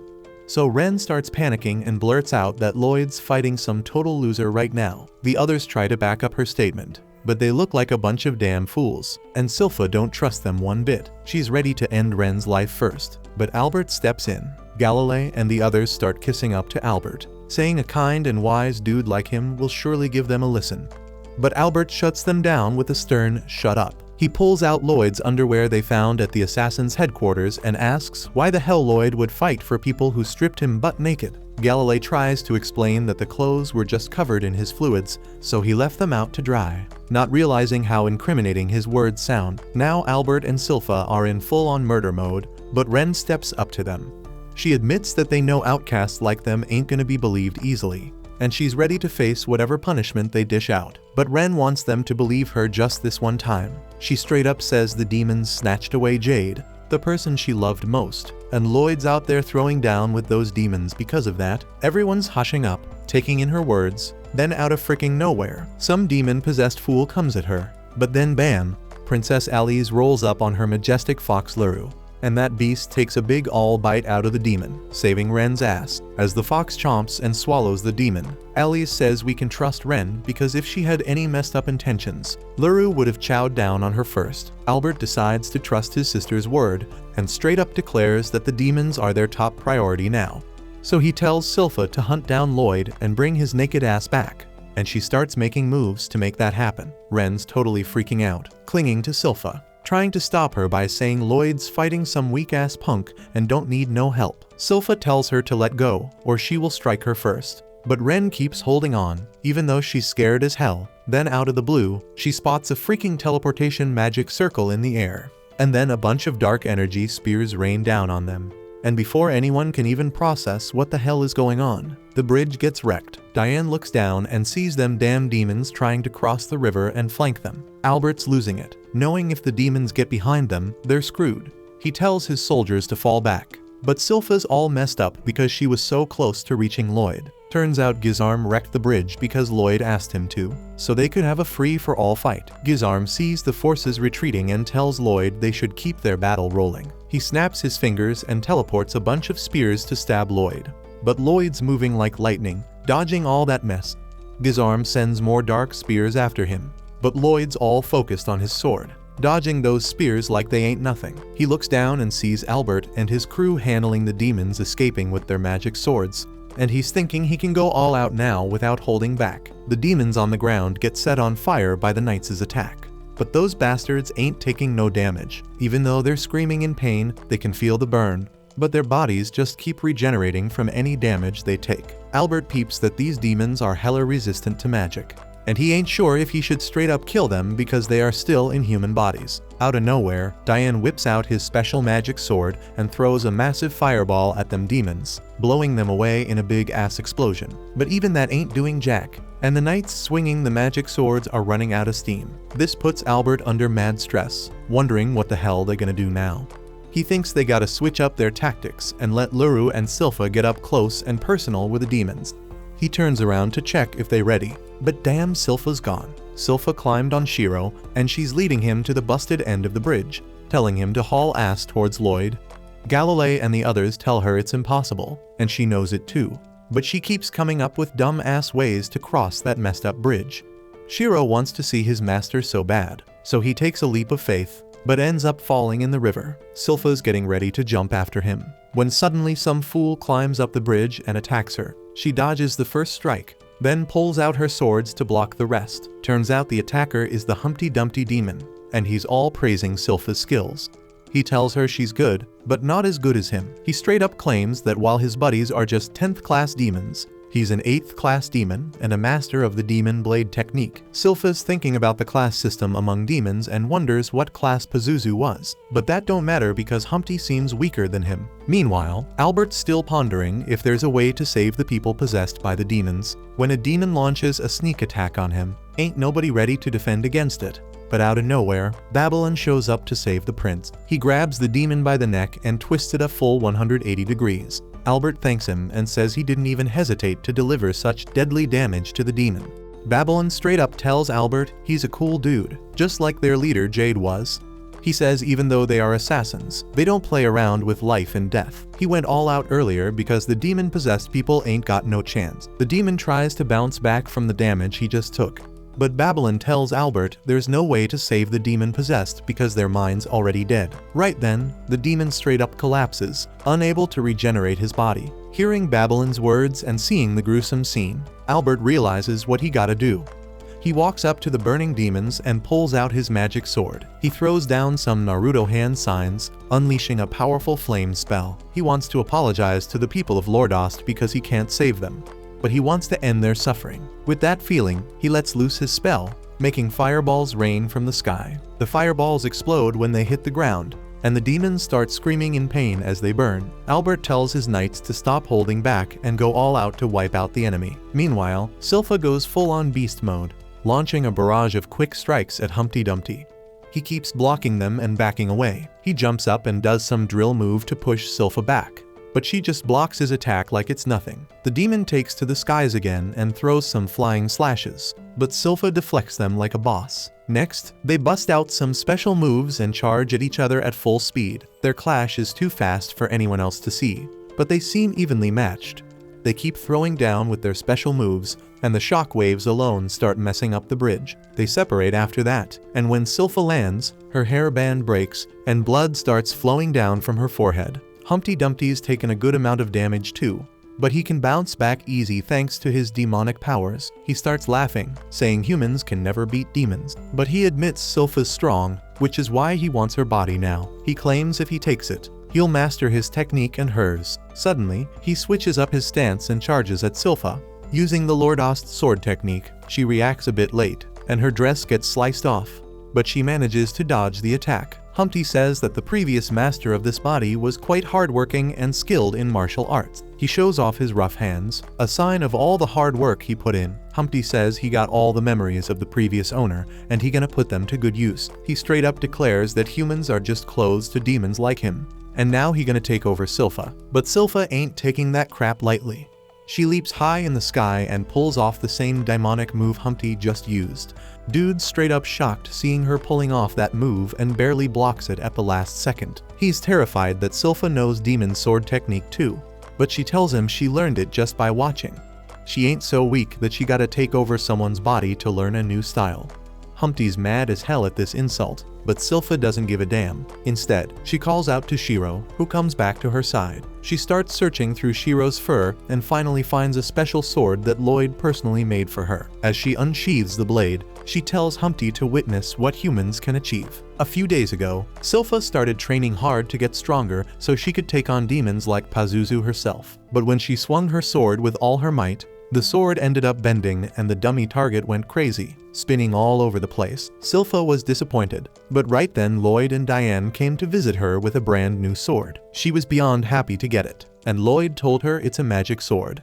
But he didn't load it up with fancy spells. Instead, he made it super strong and flexible so it can handle Silpha's full power. He straight up told her she could even slice through a demon with it. Demons are like psychic beings, but they ain't much without a body. So they either make their own or possess a human. If their body dies, the demon inside dies too. Silpha asked Lloyd why he picked those spells for her sword, and he got all nervous and said she always seems to hold back when swinging her sword. So he thought maybe she's scared it'll break. So he made one that won't break. Silpha was over the moon and gave Lloyd a big ol' hug, thanking him for paying so much attention to her. Diane butts in and suggests they give the sword a name too. Silpha remembers her failure against Pazuzu and decides to name it Demonbane to show she ain't gonna lose to no demon ever again. Now she whips out the Demonbane and declares she gonna prove the name's effectiveness right here right now. Humpty's pissed off, even though he's sweating because he is nervous as hell. He calls Silpha delusional for thinking she can take him down. Dude laughs and says this whole kingdom gonna get wrecked by demons just for the hell of it. Humpty spills that Gizarm set up this whole elaborate plan to lure Jade here. He had his minions possess the bodies of the folks in Lordost and spread rumors of war. Jade had no choice but to come back because he wanted to avoid that war at all costs. And that turned out to be his fatal mistake. The assassins are fuming when they hear what the demons did to Jade, and Ren can't control her rage. She charges at Humpty for revenge, but Silpha smacks her down, telling her she's getting in her way. Then Silpha gets in her stance and tells Ren not to worry because she gonna avenge Jade and make sure the demons can't destroy this kingdom. Humpty says he gonna prove her wrong with his ultimate move. He charges at her, but Silpha whips out her blade, slices him up, and sheathes it before he can even blink. Humpty's body gets torn into tiny pieces, and blood sprays everywhere as he kicks the bucket. Silpha covers her sword with its fancy lace and looks back at her dead enemy's body, giving off a cold and menacing vibe. Silpha walks towards to Humpty and gracefully kneels in front of his body. She's like, damn, before this demon takeover, dude must have been a badass warrior and swordsman, and she would have loved to spar against him. The assassins pay their respects too, and Silpha notices Ren straight up bawling her eyes out. She asks if Ren knew the dude, and Ren replies she didn't, but she feels bad for him. Silpha gets up, brushes off her clothes, and tells Ren and the others that they ain't cut out to be assassins. Galilei and Crow finally realize that Silpha's the legendary adventurer they fought back in the day. Then out of nowhere, there's a huge ass explosion behind them, and the next thing they know, the whole place is filled with steam hotter than a summer day. Silpha's confused, but the assassins can barely make out that the entire river seems to have turned to vapor. Ren suddenly figures out that Lloyd must be involved in this mess, and she can't help but worry about him. A few minutes earlier, Lloyd's flying through the air like a boss when Gizarm starts launching discs made of his dark energy spears at him. Lloyd dodges them as he gets closer to the river, but he knows he gotta come up with a new strategy to deal with this shit. The spear discs keep on chasing him, breaking through the decoy barriers he sets up. Plus, he randomly shoots the spears in his direction, making Lloyd pull off all sorts of fancy moves to dodge them. The spears slice through regular barriers like butter, but Lloyd's got some heavy-duty barrier protecting him, so they can't touch him. But just when he thinks he's in the clear, the magic ribbon wrapped around one of the spears starts to unravel and seep into his barrier. Lloyd realizes it's Gizarm's cursed speech, and the dude somehow changed its shape to control it better. Lloyd's forced to bail on his heavy-duty barrier because it ain't gonna stop that cursed speech. Lloyd's thinking to himself that even though getting hit by cursed speech means instant death, it moves pretty damn slow compared to the spears, but Gizarm's using them together with skill, making it hella hard to deal with the constant attacks. While Lloyd's pondering this, teleportation magic circles appear around him. He's gotta quickly dodge them because the dark spears pop up in those circles mad fast, and Gizarm calls it the Shadow Wolf move. Lloyd jets away from the scene, still stressed because that Shadow Wolf shit's the most troublesome thing he's dealing with right now. He gotta keep moving at top speed non-stop. He knows if he slows down even for 2 seconds, Gizarm gonna trap him and land a hit. And on top of that, Gizarm got infinite mana because he's a demon. Dude can keep launching an all-out attack till Lloyd's completely drained. Lloyd's pissed off, so he decides to take the offensive. He uses his double casting technique to unleash a powerful spell in under 2 seconds. He summons a huge-ass flame golem that goes punching toward Gizarm, and all Gizarm can do is watch it with a smug grin. Gizarm knows the attack won't kill him, but he don't want to burn his clothes, so he straight up teleports out of the way. He dodges the attack, and then the fire golem slams into the river below, evaporating all the damn water and covering the whole castle in steam. But now Lloyd's wondering if that move was the right call because he can't see shit in this steamy mess. He uses his Kai techniques to sense Gizarm's presence and finds out he ain't too far away but ain't making a move. Lloyd's busy thinking about his next move when Grim, who's freaking out, tells him to hustle or else Gizarm gonna hit him with that shadow wolf. Lloyd agrees and flies off, trying to figure out a way to stop Gizarm from using the damn shadow wolf. Then a question pops into his head. He's wondering why the hell Gizarm didn't attack him earlier when he was chilling in the steam. That shit's got him thinking about how Gizarm's even locating him. Lloyd recalls how Gizarm sent a letter to the assassin's base and telling his underlings that if they hide, he won't be able to find them. Lloyd knows Gizarm needs to see the place he wants to teleport to, so he gets a sudden idea. He starts tailing him while taking advantage of the steam and tells Grim to shut it as they tail the demon. Gizarm's walking around blind as a bat. Can't see a damn thing. He knows evaporating the river was a slick move by Lloyd, but he just gotta wait for the steam to clear. Little does he know, Lloyd's already snuck up behind him and charges at full speed. Gizarm spots him, but before he can react, Lloyd pulls out his secret weapon and summons a gang of clones made with earth magic. Gizarm can't tell which one's the real Lloyd, so he lets himself get hit on purpose. All the clones start wailing on Gizarm, but he figures out which one actually hit him with a real blade. He guesses it's the real Lloyd. Gizarm stabs him with the dark spears and sends him flying. His injury heals up quickly, and he smirks, saying that even physical attacks are useless against him because he can regenerate in an instant. Even if you crush his brain or heart, he gets back on his feet, tearing through Lloyd's clones with his bare hands. He boasts about how he can harden his whole body to block any physical damage. He let Lloyd hit him on purpose to find the real one. He's done with his evil speech and laugh, but Lloyd's clones still surround him from every direction. Gizarm's wondering when they're gonna disappear when suddenly, he notices that the body he attacked earlier was just another clone. He's shocked to realize that Lloyd gave the real sword to a damn clone. Gizarm's all confused now, trying to figure out where the real Lloyd is. He thinks the dude might be flying above him. But out of nowhere, a powerful flame attack hits him from his blind spot. Turns out the real Lloyd was hiding among the clones. After landing one hit on Gizarm, he quickly shuffles his clones to hide his true position. Lloyd's busting out more clones made from the earth, and these bad boys can even talk to mess with the enemy's head even more. But Gizarm bounces back real quick from the fire attack and regenerates his body. He snaps his fingers and teleports a fresh set of clothes onto himself. The dude can teleport stuff if he knows exactly where it is, even if he can't see it. But now that he ain't sure which Lloyd is the real deal, his sickest move, Shadow Wolf, ain't worth a damn. So he decides to go all in and wreck them all at once. He conjures up a freaking army of dark spears above him and shoots them in every freaking direction. Straight up annihilation of the clones. One of the spears gets blocked by a barrier, and Gizarm instantly realizes that it's the real Lloyd. He teleports behind him and crushes his skull, but turns out it's another damn clone. Gizarm's getting hella intrigued now, but he keeps on unleashing hell, destroying most of the clones while scheming on how to bring out the real Lloyd. Out of nowhere, he starts laughing, saying that going toe-to-toe with this human kid is way more interesting than taking on a whole army of demons. The clones keep coming at him, and he keeps shutting them down, while the real Lloyd's sneaking up on him all quiet-like with an invisibility spell. A dark spear comes dangerously close, grazing Lloyd's cheek, but he keeps on moving forward like it ain't nothing. Grim's the one freaking out because Lloyd ain't put up no barrier around himself, heading straight for Gizarm in this freaking storm of death.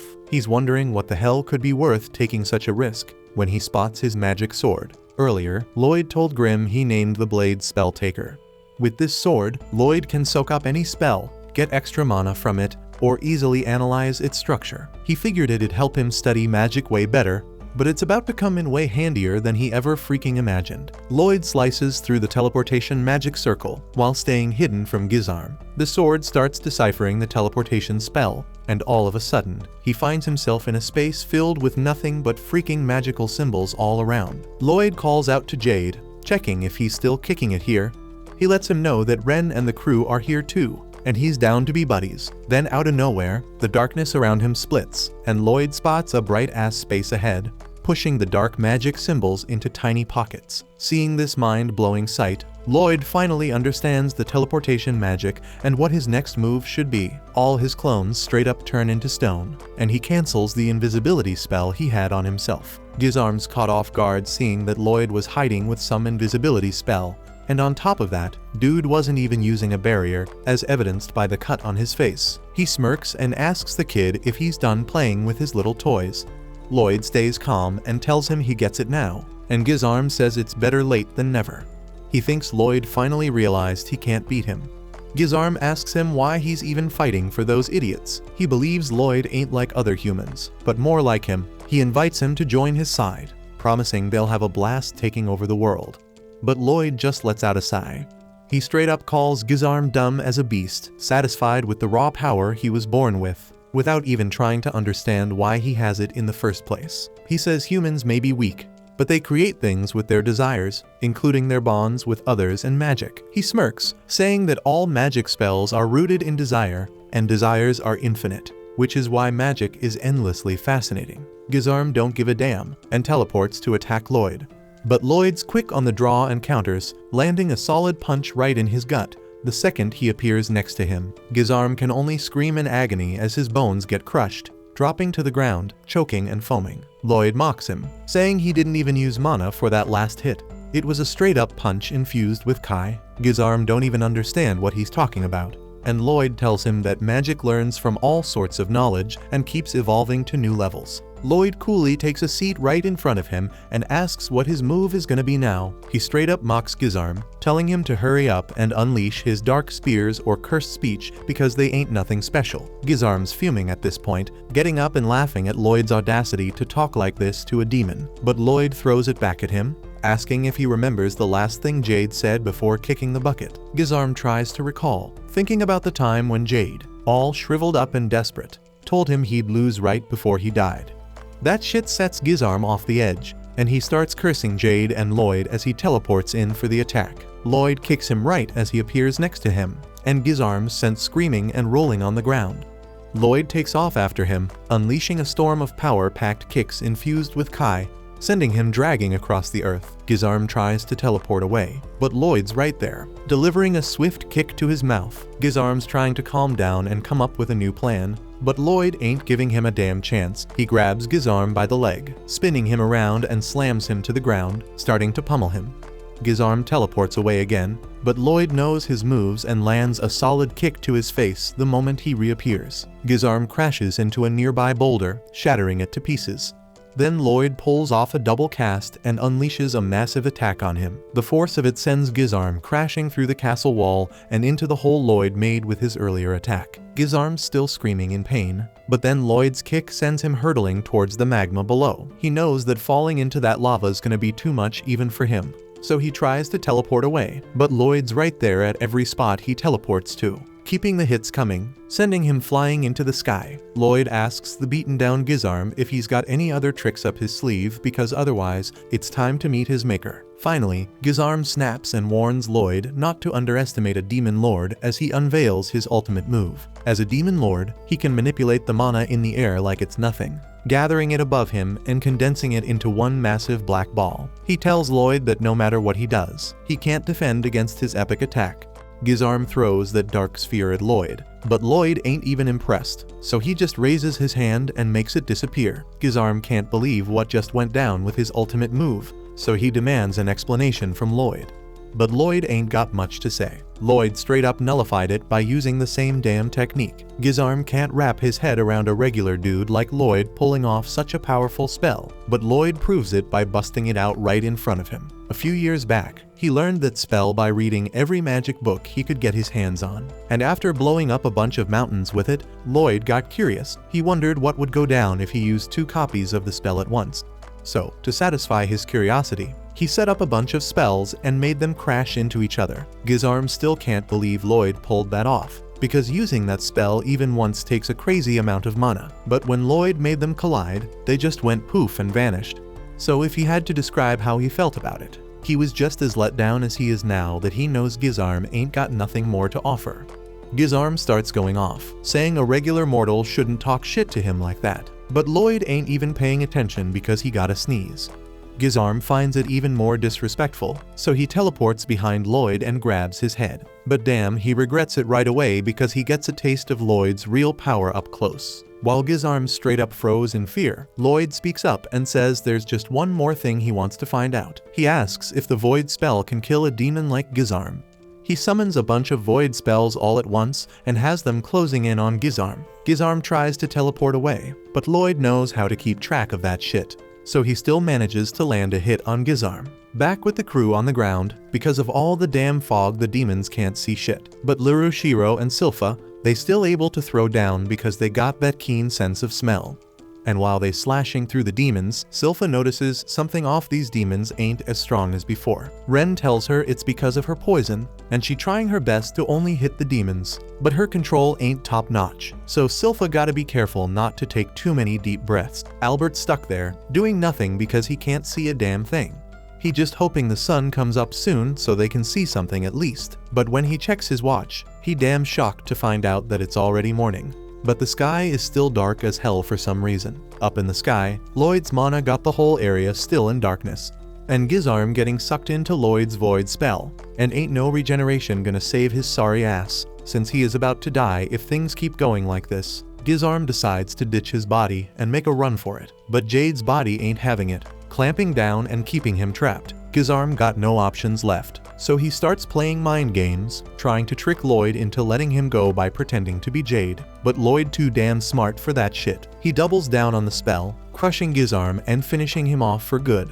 Once Lloyd is sure Gizarm is dead, he hides his mana once more, and finally the sunlight breaks through. Ren looks up at the sky, and she has a flashback to when Jade told them about Lloyd. Jade heard rumors about the 7th Prince of Saloon, and even though Lloyd wasn't in line for the throne, there were mad interesting stories about him, like the fact that there was a massive explosion when he was born. Castle tried to cover it up, saying it was just a messed up gender reveal party. But Jade heard the real deal, that Lloyd was casting a spell right when he came into this world. The others found it hard to believe, but Jade thought it was a dope story. If there really was someone gifted enough to use magic from day one, maybe Lloyd could help them break their curses and live in the light again. At the time, it was just a joke, but they never thought it would actually become true. Once everything was settled, Lloyd and Grimm teamed up to build a badass memorial for Jade. But Grimm asks if it's really straight for it to be so far away from all the others. Lloyd thinks it's perfect because there ain't nobody getting buried anyway, and this memorial is all about remembering Jade. Grimm switches gears and gives props to Lloyd for pulling off that sick void spell on Gizarm, even though that thing moves slower than a snail. Lloyd explains it's because he analyzed the teleportation and knew exactly when it was going to go down. Once he had that intel, it was all about linking it to his reflexes, so he could dodge attacks like a boss and chase Gizarm whenever it tried to bounce. But don't get it twisted, the fight was far from easy. Gizarm was a beast, and Lloyd could have been 6 feet under if he slipped up even once. Analyzing teleportation in the middle of a fight was a crazy idea, but he had to do it to land a hit on Gizarm. And it was all about cracking the code on teleportation. Lloyd wouldn't have been satisfied if he didn't figure that shit out. But here's the deal, he can't even take credit for figuring it out, because Jade had already laid down the perfect groundwork. In his final moments, Jade wrote out the teleportation spell, leaving it behind, knowing someone would come along and fulfill his wish of taking down Gizarm. So the real hero who saved the day was Jade with no doubt. A little while later, Albert rolls up and asks who the grave is for. Lloyd's at a loss for words, but Albert says he already knows. It's a grave that belongs to the former leader of the Assassin's Guild and the previous ruler of Lordas Jade. The Assassin's Guild filled him in on Jade's revolt and reached out to Lloyd for help. Lloyd just goes along with it because the guild cooked up the story to cover his back. According to their version, Lloyd stepped up and took down the demon possessing Jade's body. But even if their motives were pure and their ambitions were high, they've been making their dough by taking lives all this time. And let's be real, they straight up nabbed a royal family member to join them in a war. so these charges are serious as hell and could get them executed. But they claim they want to make it right by serving Lloyd for the rest of their lives, and they ain't playing around. So Albert's got one question for Lloyd. It ain't gonna be like taking in a damn pet or something. If he agrees to have the Assassin's Guild as his crew, then everything they do becomes his responsibility, and he's gonna be held accountable for any damage caused. Lloyd tells him he gets it and is ready to take charge of the whole Assassin's Guild from now on. This is the first damn time any of them have seen Lloyd give a damn about others like this. So Albert reminds him that just because he's the 7th prince doesn't mean people don't give a damn about him or what he does, because besides being a prince, he's first and foremost Albert's adorable little brother. And Albert's always gonna love him, maybe a bit too much though. Just then, Tao comes busting in because she heard Lloyd was in trouble and ran all the way here. But damn, she realizes she missed all the action and feels hella embarrassed, so she turns around to bounce. Albert chases after her because he never got the chance to properly thank her for last time, so everyone follows him. Once they're alone, Grimm says he's surprised Lloyd actually has such a soft side to himself. But Lloyd denies any sentimentality and says he is just taking in the Assassin's Guild because they possess special mana, and that brings new magical discoveries. But Grimm knows deep down Lloyd actually gives a damn about them, or else he wouldn't have bothered making a grave for Jade. The Assassin's Guild members eventually get released because Lloyd said he's taking responsibility for them, and they promise to serve him with everything they got to repay the kindness he's shown. After that, Albert decides to hold a tea party since Tao had asked for one a while ago. But now that it's going down, Tao's feeling a bit nervous because half the damn royal family is there. Albert tells her to chill and forget about all the formal shit because it's a celebration, and everyone should just focus on having a blast. In that case, Tao's down to let loose, but Silpha still got a problem with her. So she straight up spills tea on Tao, and then they start fighting over it. Albert also tells the Assassin's Guild that there's no reason to hold themselves back either, since he knows they prefer more casual parties. So they straight up get wild and wasted to honor Jade. In the midst of it all, Crow starts bawling his eyes out at Jade's grave along with Tao. Even though she doesn't know him, she can feel that he was a hot dude. And then Talia tries to make moves on Albert, trying to get him to throw down a drink with her. But he refuses since he never drinks while he's on official business. But Talia ain't giving up. So since Albert won't get drunk, she uses her powers to share her feeling of drunkenness with him. But here's the thing, Albert's the type to get pissed when he's wasted. So he immediately goes after Galilei because he still hasn't gotten an explanation about how Lloyd ended up covered in his sticky stuff. While all that drama's going on, the other girls are kicking it by the castle river because all the heat Lloyd generated turned it into a freaking hot spring. They're all taking a soak, and Ren turns to Silpha and asks if she can be Lloyd's maid like her. But Silpha don't really have the authority to grant that, so she tells Ren to go ask Lloyd himself. And wouldn't you know it, Lloyd's right there above Silpha, and he says it's fine. But Ren wasn't expecting him to be there. She asks if Lloyd's really fine with rolling with a poison-blazed person like her, but he tells her she's still got a lot of work to do. For instance, she shouldn't be calling herself blazed anymore because once she masters her mana, she can control the type of poison she makes, and she could become a sick pharmacist with a power like that. That's when Ren realizes that even though her power is mad deadly, Lloyd never once thought she was a threat, so she promises to serve him with all she's got. After that, they all head back to Saloon Castle, where Ren becomes Lloyd's maid alongside Silpha. And after getting Lloyd all suited up for the day, he's gotta meet with his pops to explain everything that went down in Lordost, but he don't want to take no damn credit for it. So luckily, Albert did him a solid and took most of the credit. So Lloyd's still free to do his thing, and that means he can keep studying magic every damn day. The story picks back up with Lloyd engaged in combat, skillfully fending off his opponent's attacks. We soon notice his adversary resembles an angel, who lunges at Lloyd again. Lloyd swiftly counters using martial arts to redirect the strike, though the clash injures him slightly. But our psycho calmly licks his wound, while he heals himself, then simultaneously unleashes fire and water magic, striking the angel head-on. The angel dismisses the attack as pointless, conjuring several magical swords around him. He coldly warns Lloyd that it's far too late for remorse, branding him a devil's offspring, a remark Lloyd brushes off entirely. The story then briefly shifts backward in time, showing Ren entering Lloyd's room to announce breakfast. She notices only Grimm and Shiro present and looks around, puzzled for Lloyd. But suddenly, Lloyd greets her cheerfully from seemingly nowhere, making Ren jump in surprise. He proudly tells her he's finally mastered hiding his presence thanks to the mana blocking technique she taught him. Ren is genuinely impressed, admitting it took her a full year to master that trick herself. She starts to relax, praising Lloyd openly, but quickly catches herself, remembering she's supposed to maintain her formality as his maid. Lloyd observes that Ren is still adjusting to working at his place, mentioning it has already been a couple of days. Ren responds that just a couple of days isn't nearly enough to get comfortable, adding that Silpha has been diligently training her. Although Silpha is incredibly strict and mastering etiquette is challenging, Ren declares she'll do her absolute best to become a servant Lloyd can be proud of. However, Lloyd gently suggests she can relax and speak more casually when they're alone. But at that moment Silpha appears, sternly reprimanding Ren for trying to speak informally with Lloyd. Ren apologizes sincerely, and Lloyd quietly acknowledges how overwhelmed Ren must be. Grimm comments softly that everyone else probably feels just as burdened, prompting Lloyd to head off toward Lordost Manor. Upon arrival, Lloyd notices that Galilee's webbing has proven extremely useful for construction and asks him if he's adjusting to his new responsibilities as governor. Galilee admits he has, mentioning that his friends remain astonished at his sudden position. Galilee originally assumed Lloyd would assume leadership himself, but Lloyd clarifies that his father only granted him the power to appoint someone to govern. He expresses full trust in Galilee's capabilities, believing this place will soon become a haven for individuals passionate about research, just like them. Grimm soon realizes Lloyd's intention to fully exploit this place for his benefit, but speculates that it might take considerable time before the repairs are finished. Babylon arrives and agrees, noting it's natural given how badly the demons wrecked the place. Galilee firmly asserts he'll never let a disaster like that occur again, and Talia suggests it'd be wise to have some sort of protection. Grimm, being a demon himself, casually proposes obtaining divine magic for defense, which shocks Galilee and the others upon realizing Grimm's true identity.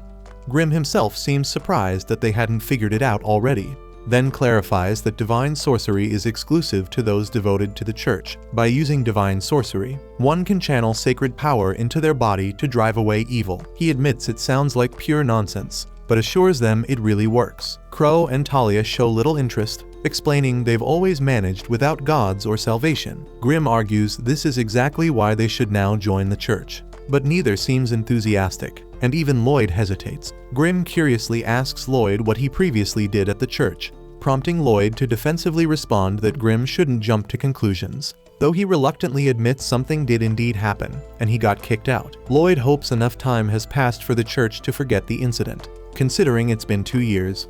But even after what happened, he's willing to give the church another shot if it means getting access to divine magic. Later, Lloyd visits the church with Ren, who openly admits she's uncomfortable there. Lloyd tells her she doesn't need to come along, but Ren insists on fulfilling Silpha's role, as she's busy elsewhere, and she also confesses wanting to spend more time with Lloyd. Babylon is also tagging along, confirming Lloyd's plan is just joining and serving the church to acquire divine sorcery. Lloyd affirms this, explaining that consistent service will eventually reward them with the sacred magic.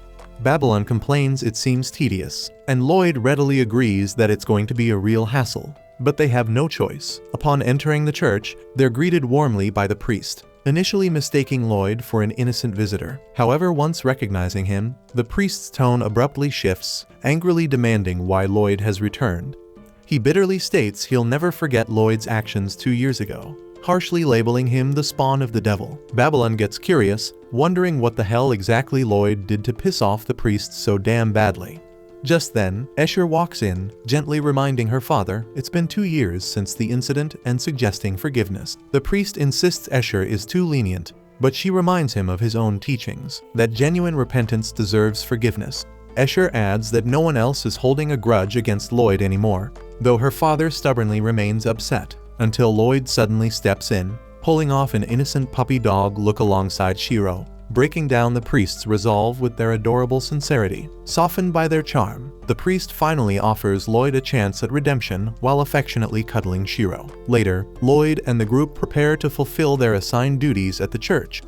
However, within mere minutes, Lloyd seems entirely disinterested in cleaning and accidentally breaks a vase. He tries to sneak away unnoticed, but Escher catches him, gently asking where he's headed. Lloyd sheepishly admits to breaking the vase, and she inquires if he's unharmed, relieved when he confirms he's fine. Noticing the broken vase was her father's beloved stained glass piece, Escher offers to apologize on his behalf, but Lloyd insists he'll personally make amends. Ren and Babylon observe this interaction, sensing that Escher's sweet personality is throwing Lloyd off his game. After Lloyd leaves, Ren asks why Lloyd seems off, prompting Escher to fondly share how Lloyd has always been earnest, yet easily distracted by his passion for magic. Escher remarks that Lloyd likely returned to the church primarily to learn divine sorcery, an assumption Ren and Babylon feign ignorance about. Smiling, Escher recalls Lloyd's past incidents, mentioning how he often broke vases even as a child. She recounts a particular memory when he broke a vase, and she asked if he was alright. Relieved by his assurance, Lloyd had amusingly requested harsher discipline, even suggesting she punish him with divine magic.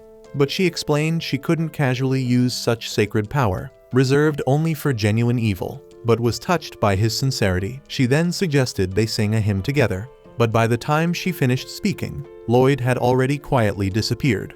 Then after a while, a demon suddenly attacked the church, prompting everyone to evacuate urgently. Amid the chaos, Escher spotted Lloyd hiding close to the demon, completely oblivious to a pile of debris falling toward him, and without hesitating, she rushed forward and shoved him aside, taking the full force of the debris herself. Lloyd immediately asked if she was alright, but instead of worrying about her own injuries, Escher frantically asked him if he was hurt. Lloyd assured her he was unharmed, but felt a deep guilt seeing her bleeding, fully aware it was his fault. It wasn't long after the incident that Lloyd admitted to everyone he had been the one who summoned the demon, prompting the father to expel him from the church. Escher remembered the incident vividly, noting the immense damage he caused and how afterward, people started labeling Lloyd a demon spawn. Despite this, she steadfastly believed in Lloyd's innocence, recalling his voice during hymns as almost heavenly. Hoping for another chance to sing together, she planned to invite Lloyd to join today's communion, mentioning that Saria would also attend.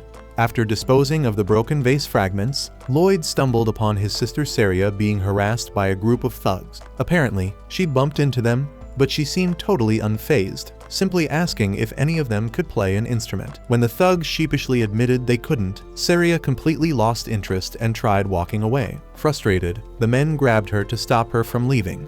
Watching from afar, Lloyd sighed, explaining to his friends that Saria was the kingdom's fourth princess and a musical genius who couldn't care less about anything that wasn't related to music. So Ren and the others commented on how similar Saria was to Lloyd. Just then, one thug boldly declared that while they weren't skilled musicians, they knew how to play a lady's body to make her squeal. Saria remained completely disinterested until Escher appeared, confronting the thug and demanding that he release Saria immediately. But the lucky thug inappropriately grabbed Escher from her legendary melon, causing her to cry out, which Saria humorously mistook as impressive vocal notes. Seeing the escalating trouble, the father worriedly noted that the planned recital might have to be cancelled. Lloyd questioned what he meant, and Babylon explained that a special recital featuring Saria and Escher was scheduled later that day, known for its healing properties. Grimm quickly suggested to Lloyd that perhaps divine sorcery was cast through rituals instead of conventional mana signatures. Determined not to let the recital be cancelled, Lloyd urgently instructed Ren to handle the situation. At the same time, Saria casually tells the thugs that the sound Escher made earlier was actually pretty decent, but the fact that she was crying totally ruined it. She bluntly informs the thug that he's terrible at this, confidently adding that she herself could easily make Escher produce a much more pleasing sound. The thug is clearly annoyed and couldn't care less about her musical critique, preparing to snap back at her, prompting Ren to discreetly cast her poison spell, targeting only the thugs, the girls, and the priest, knocking them unconscious. Grimm admires Ren's precision, impressed at how effectively she managed to target specific individuals. Lloyd explains Ren's method as mana focus, a variation of mana block used by the guild, where mana is released through a singular aperture for precise control. Mana focus enables a concentrated and potent release of mana, making it easier to pinpoint targets accurately. Lloyd praises Ren for following his instructions and successfully converting her poison spell into a harmless knockout gas. However, the thugs quickly regain consciousness, prompting Ren to admit she's still refining the strength of her poison, explaining she'd formulated it to incapacitate an adult male briefly. Babylon advises Ren to increase the potency for tougher individuals, volunteering to handle the thugs directly. Lloyd decides otherwise, concerned they might awaken again, and swiftly uses Jade's teleportation spell to relocate them. Ren and Babylon stare in amazement, startled by Lloyd's sudden mastery of Jade's technique. Lloyd himself admits needing more practice, unsure exactly where he sent the thugs. Shortly after, the priest and the girls regain consciousness. Lloyd explains the situation, graciously crediting Babylon with taking care of the thugs. Babylon remains excited by Lloyd's impressive use of Jade's teleportation spell, while Ren wishes the others had witnessed his accomplishment. She speculates optimistically that Lloyd might soon master their unique spells if they learn how to mimic the mana signatures. As the father and Escher leave to prepare for the recital, Saria briefly approaches Lloyd, barely recalling his name. Babylon is taken aback by Saria's forgetfulness, but Escher explains that Saria rarely remembers anyone's name unless they're connected to music. Hearing this, Ren curiously wonders aloud if Lloyd might secretly play an instrument. Escher excitedly recalls that Lloyd can sing and quickly asks him to join the performance. However, Saria firmly objects, insisting Lloyd hasn't practiced enough and would compromise their recital. She promises they can perform together as a trio once Lloyd has sufficiently trained, urging him to pay close attention during their performance instead. Ren then suggests exploring the church further, but Lloyd insists he needs to listen to the recital closely. Grimm explains there's a possibility that divine magic is cast through rituals rather than traditional mana signatures, and he elaborates that while mana signatures alone can produce various effects, rituals enable people with adequate mana to create similar outcomes through singing or dancing. Soon, the girls begin their recital, captivating everyone present. Their performance moves the audience deeply, even prompting tears from some listeners. Lloyd himself is genuinely impressed, with Grimm confirming that divine magic has indeed been activated. Grimm hands Lloyd a sword, which he uses to closely analyze the spell. He notices its mana signature is oddly structured, composed of geometric patterns unlike anything he's previously encountered. Lloyd remarks that the spell's effects resemble health class magic and checks if Grimm is safe around this divine spell. Grimm admits feeling slightly uncomfortable, though reassures Lloyd that due to Escher's limited mana, he's fine for now. Lloyd finds this new type of mana signature intriguing, admitting he can't fully interpret it, and Grimm wonders what Lloyd plans to do next. Lloyd abruptly changes the topic, mentioning he's felt an unusual gaze directed at them throughout the recital. Grimm confirms he senses it as well, and they conclude it originates from above, not the church ceiling, but somewhere much higher. Lloyd enthusiastically considers the possibility that it might be one of the deity's servants, deciding to use a teleportation spell to pursue the source of this mysterious gaze. The teleportation takes longer than usual due to the immense distance, surprising Lloyd. When they finally arrive, Lloyd finds himself standing atop clouds, unsure of their exact location. Grimm speculates they might be dead, but Lloyd confidently dismisses the idea. Recalling his previous death felt entirely different. They begin walking toward the direction of the strange gaze, eventually discovering an altar, and above this altar stands the figure who had been observing their recital from afar. Lloyd wonders what this pervert is scheming. Noticing how he's obsessively ogling Escher and Saria, the angel mutters to himself, fantasizing about descending to Earth to have some wild fun. But suddenly, Lloyd hurls a few cloud balls shaped suspiciously like poop right at his face, instantly pissing him off, and he yells out, demanding to know who threw them. Spotting that it's just some random human, he gets baffled, questioning how someone like him even got into paradise.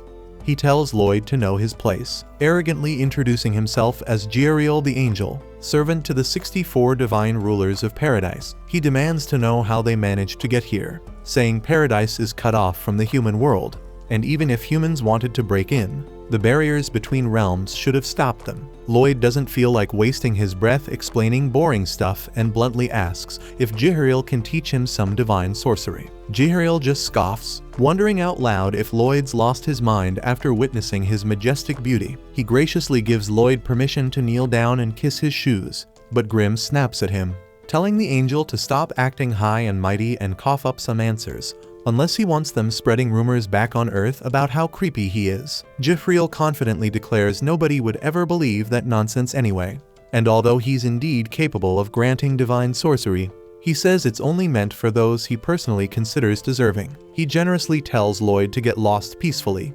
promising not to punish him for his transgressions if he just leaves quietly. Jihuriel threatens he won't ask politely a second time, but Lloyd ignores him completely, again asking to learn some angel spells. Jihuriel fires off an attack called Luxa at him, but Lloyd effortlessly blocks it with his barrier, making the angel realize Lloyd isn't just some weak brat. Back on Earth, Ren is anxiously wondering where Lloyd disappeared to, and Babylon tells her to relax a little, asking if Lloyd mentioned anything unusual before leaving. Ren recalls Lloyd saying something about sensing someone watching them, but Babylon noticed something else entirely. Deciding to investigate, Babylon steps outside, feeling something seriously fishy about the place, and he sincerely hopes nothing serious has happened. Meanwhile in paradise, Lloyd continues effortlessly blocking Jihuriel's magic, thinking to himself how cool divine magic is. He notices the angel's swords appear to be feathers, yet they're hard enough to stop steel, and he realizes his sword can't break down these spells since they become solid objects once summoned. He also can't copy these attacks with his sword, thinking the angel must be able to keep summoning swords indefinitely as long as he has enough mana. Lloyd admits to himself it's an insanely powerful ability, and out of curiosity, he decides to test their strength. So he launches 4 different elemental spells simultaneously at the angel, forcing him to dodge quickly, and Jihuriel watches in shock as Lloyd's magic ends up cracking the heavenly realm's walls. Lloyd then asks Jihuriel why he keeps dodging, and annoyed Jihuriel launches another attack, only for Lloyd to vanish using teleportation. Jihuriel arrogantly remarks that he refuses to be contaminated by Lloyd's filthy earthly magic, which is exactly why he's avoiding direct contact.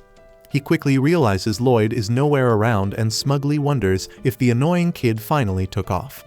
However, he soon spots Lloyd chilling right on top of his sacred altar, casually wondering aloud how he's supposed to test things out properly when Jihuriel won't even take a single hit. Jihuriel confidently claims that Lloyd's attacks won't ever touch him, boasting he'll dodge each and every one. Lloyd calmly informs him that dodging isn't an option anymore, casting his Shadow Wolf spell to teleport 4 separate elemental attacks directly at Jihuriel simultaneously. Jihuriel somehow manages to dodge them again, causing Lloyd to wonder if he screwed up his timing or teleportation distance. Grimm immediately realizes Lloyd is mimicking Gizarm's earlier move, directly teleporting magical energy onto a target, except Lloyd's version is way stronger and far more flexible. Grimm admits the move is pretty amazing but warns Lloyd that it's extremely risky, noting that if he keeps this up, this angel dude is probably going to end up as a ghost. But Lloyd reassures him it'll be fine since Jihuriel claimed his Luxa is unbeatable, confident these attacks won't be enough to break it. Grimm nervously suggests Jihuriel might have been bluffing, but Lloyd calmly tells him to chill out, clarifying he's not planning to use the spell the way Grimm thinks. He reassures Grimm he won't misuse Jade's abilities like that, and Grimm is genuinely relieved to hear him say it. Lloyd then teleports a flame spell right in front of Jihuriel, but Jihuriel effortlessly evades again. Grimm shouts at Jihuriel to quit acting cocky and just teach Lloyd the divine sorcery already, emphasizing they have no intention of killing him. But Jihuriel stubbornly insists again that his Luxa spell is unbeatable, arrogantly claiming their pathetic little tricks won't ever work on him. Lloyd admits aloud that this method does have a few weak spots, realizing he needs to switch tactics if he wants to land a real hit. He decides to aim his spells even closer to Jihuriel this time, casting again. But Jihuriel still dodges smoothly. Lloyd recognizes the issue isn't how close he's aiming. It's that the spells appearing gives the angel just enough time to dodge. He figures hitting a moving target this way is almost impossible, realizing teleporting the spell before activating it just isn't working. So he concludes that he needs to teleport it exactly as it's being activated. Jihuriel then charges straight toward him to attack, and Lloyd puts this new idea into action immediately, successfully landing a direct hit. Jihuriel is completely baffled, wondering how Lloyd is suddenly able to cast spells this insanely fast, realizing this is nothing like what he was doing before. Grimm impatiently tells Jihuriel to just apologize already and get it over with, but Jihuriel arrogantly refuses, confidently boasting that his Luxa might be cracked, but it's infinite and can regenerate endlessly. Lloyd's eyes light up with curiosity at hearing that, excitedly wondering aloud just how infinite Jihuriel's regeneration is. Jihuriel instantly panics, realizing he's just dug his own grave with his bragging, quickly backtracking and nervously claiming his Luxa isn't actually all that impressive after all. In desperation, Jihuriel hurriedly throws up a Luxa barrier around himself, offering Lloyd one last chance to retreat safely, and he even desperately sweetens the deal, promising Lloyd an autograph and permission to kiss his feet if he just leaves him alone now. But Lloyd's not even listening, calmly surrounding Jihuriel on all four sides with multiple spells. Completely terrified, Jihuriel finally blurts out an apology, admitting he was lying earlier, and that his Luxa isn't infinite at all. But Lloyd is past listening, and simply hits him with the spell anyway. After the spell hits, Lloyd is surprised to see Jihuriel collapsed on the ground, looking like a freaking ghost. Grimm calmly explains that angels, like demons, are actually ethereal beings made entirely of mana. From these tests, Lloyd realizes Jihuriel's Luxa isn't really infinite or invincible. It's just a skill that uses mana to create and maintain weapons, meaning, as long as the caster has enough mana, they can keep regenerating them. Weakly, Jihuriel compliments Lloyd's fighting skills, but says it's too late now because he's fading away, and Lloyd has lost his only chance to learn divine sorcery. Not giving up, Lloyd suddenly floods Jihuriel with a huge burst of mana, confidently assuring him that this will fix him up in no time. Jihuriel gets shocked and reminds Lloyd that he literally tried to kill him just minutes ago, but Lloyd casually brushes it off, insisting he doesn't care and only wants to learn divine sorcery from him. Then a moment later, Jihuriel is transformed into a chubby little giant, and Lloyd is genuinely confused, asking Grimm what just happened. So Grimm plainly explains that Lloyd obviously gave Jihuriel way too much mana. So Jihuriel becomes completely surprised by how much mana this seemingly innocent kid possesses, and secretly plots how he can exploit this opportunity. He figures he can use this moment to finally descend to Earth and openly tells Lloyd he'll gladly teach him divine sorcery. Jihuriel then eagerly says that they need to form a pact first, reaching out to shake Lloyd's hand, thinking he's found the perfect chance to possess Lloyd's body under the cover of forming a pact. Jihuriel excitedly imagines getting to visit all his favorite girls down on Earth, especially Saria and Escher. Grimm instantly guesses what's running through his perverted mind, watching as Jihuriel tries to possess Lloyd. But just like Grimm before him, he pathetically finds himself stuck, possessing only Lloyd's hand. Grimm bursts out laughing at Jihuriel's failure, telling him he seriously messed up big time. He explains that no matter how much mana Jihuriel expected Lloyd to have, this kid's got way more juice than he can handle. The angel only managed to possess a single palm, just like Grimm himself did before. Jihuriel immediately guesses that Grimm probably tried the same thing and got stuck too. Feeling kind of humiliated now, Lloyd then innocently asks if the pact is finally complete, completely oblivious to Jihuriel's embarrassment. Jihuriel composes himself and explains that divine sorcery works by engraving an angel's unique mana signature onto the caster's soul, creating a path activated by song or another trigger. Lloyd awkwardly asks if he really has to do the singing part, sounding less than thrilled at the idea. But Jihuriel tells him that luckily, since he's already merged with Lloyd's hand, their pact is permanently active, and Lloyd only has to call out with his soul to use the power. As Lloyd tries calling out, he suddenly experiences a vivid vision filled with the mysterious symbols from the sorceress language he saw before. Instead of logically learning the spells step by step, he now intuitively grasps divine sorcery at an instinctual level, and he's absolutely blown away by how incredible it feels.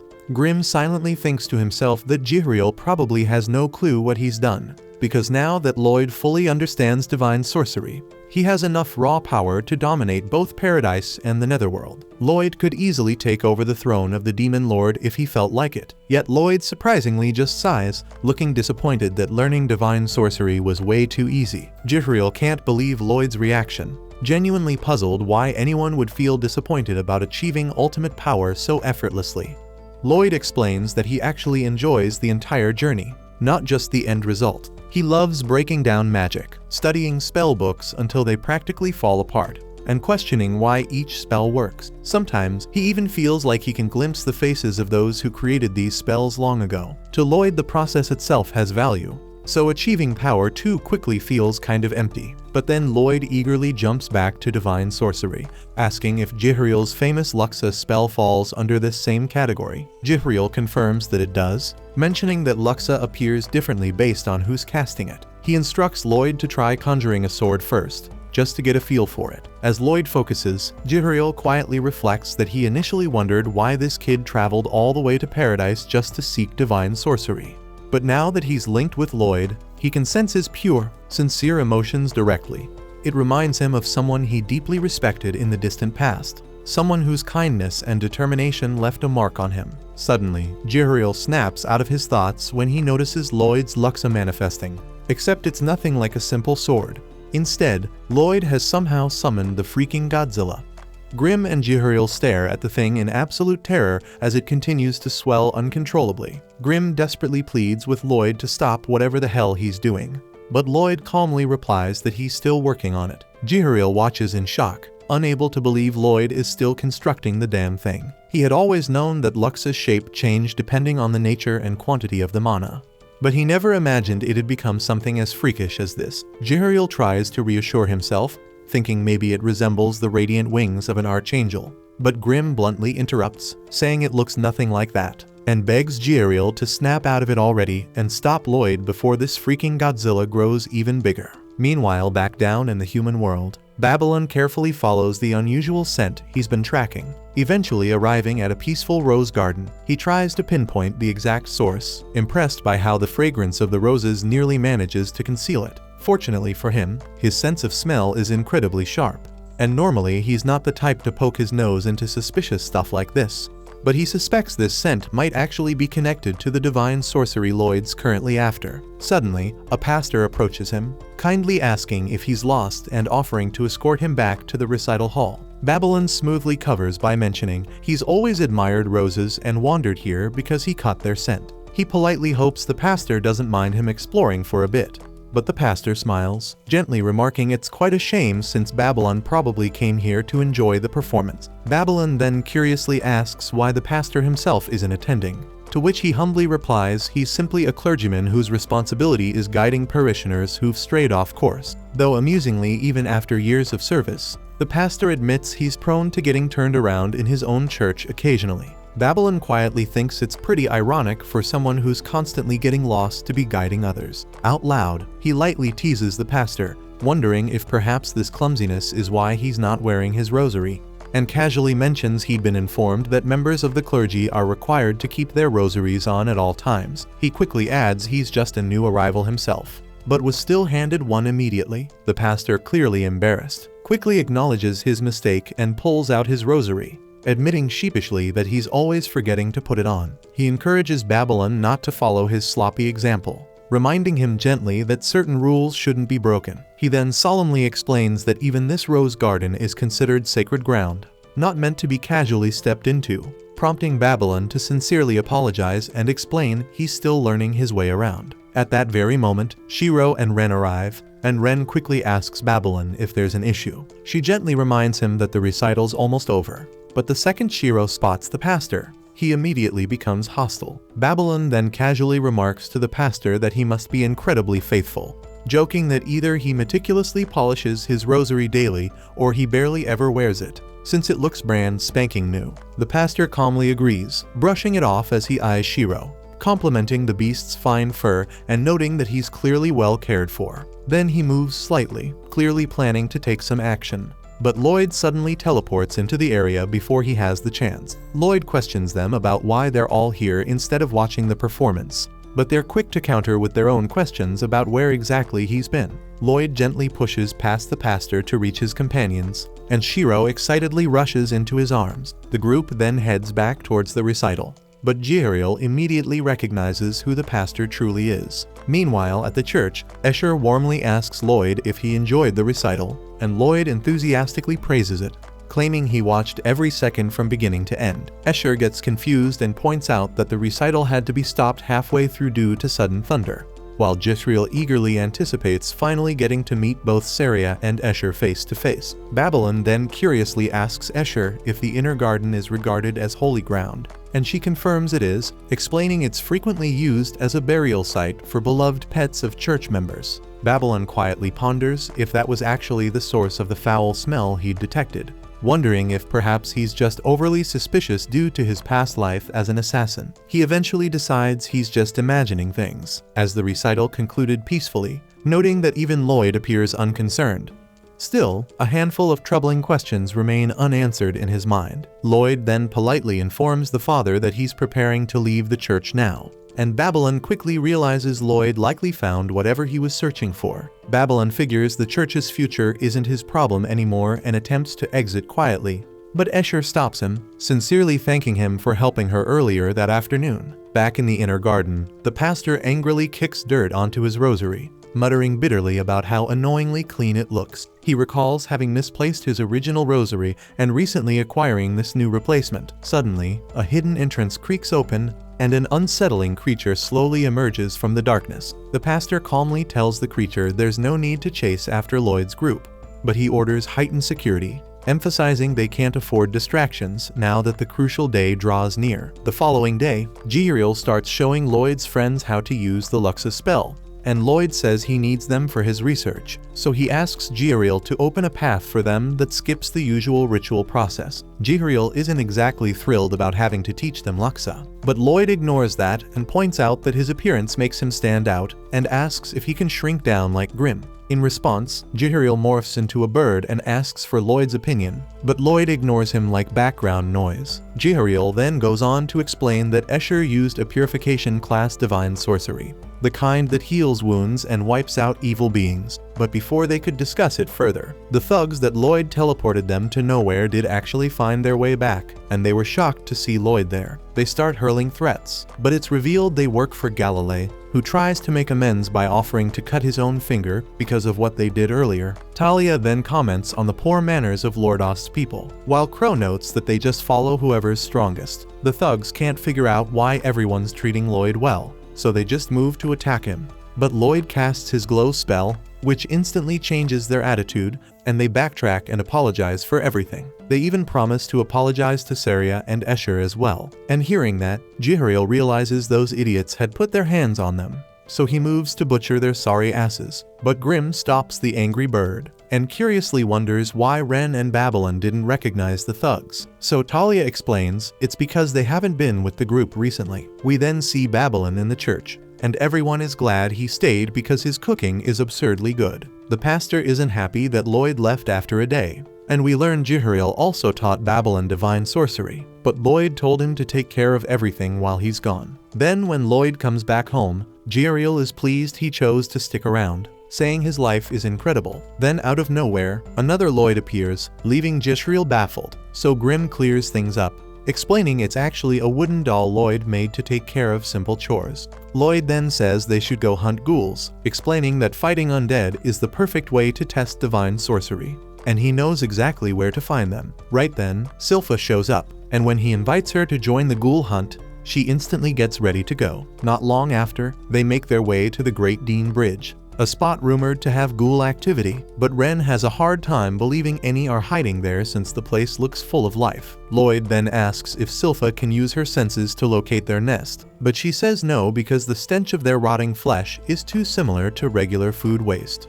Out of nowhere, Saria and Escher show up and invite Lloyd to join them for pancakes. Grimm reminds him they still have ghouls to deal with, but Lloyd chooses pancakes without a second thought. At the restaurant, Grimm is surprised to see him this excited, and Lloyd claims pancakes are so good they might as well be magic. Saria even gives him tips on the best way to eat them, and Grimm catches on that they share the same taste in food. Everyone digs in. Then Escher asks Lloyd and Silpha what brought them to town, and they explain they're here on a ghoul hunt. Escher reveals that countless people have been sheltering in the church after being attacked by ghouls and points out the areas where they've been seen. She also notes that the adventurers sent to wipe them out never came back, which leaves Lloyd wondering what happened to them. Saria worries their upcoming recital could be cancelled, and when Ren asks if she'll sing again, Escher says the performance will be massive since both the king and the pope plan to attend. After that, Ren is determined to get rid of the ghouls because she doesn't want them ruining everyone's lives. Silpha then says the bridge is where most sightings happen, but Ren still doubts they're hiding there,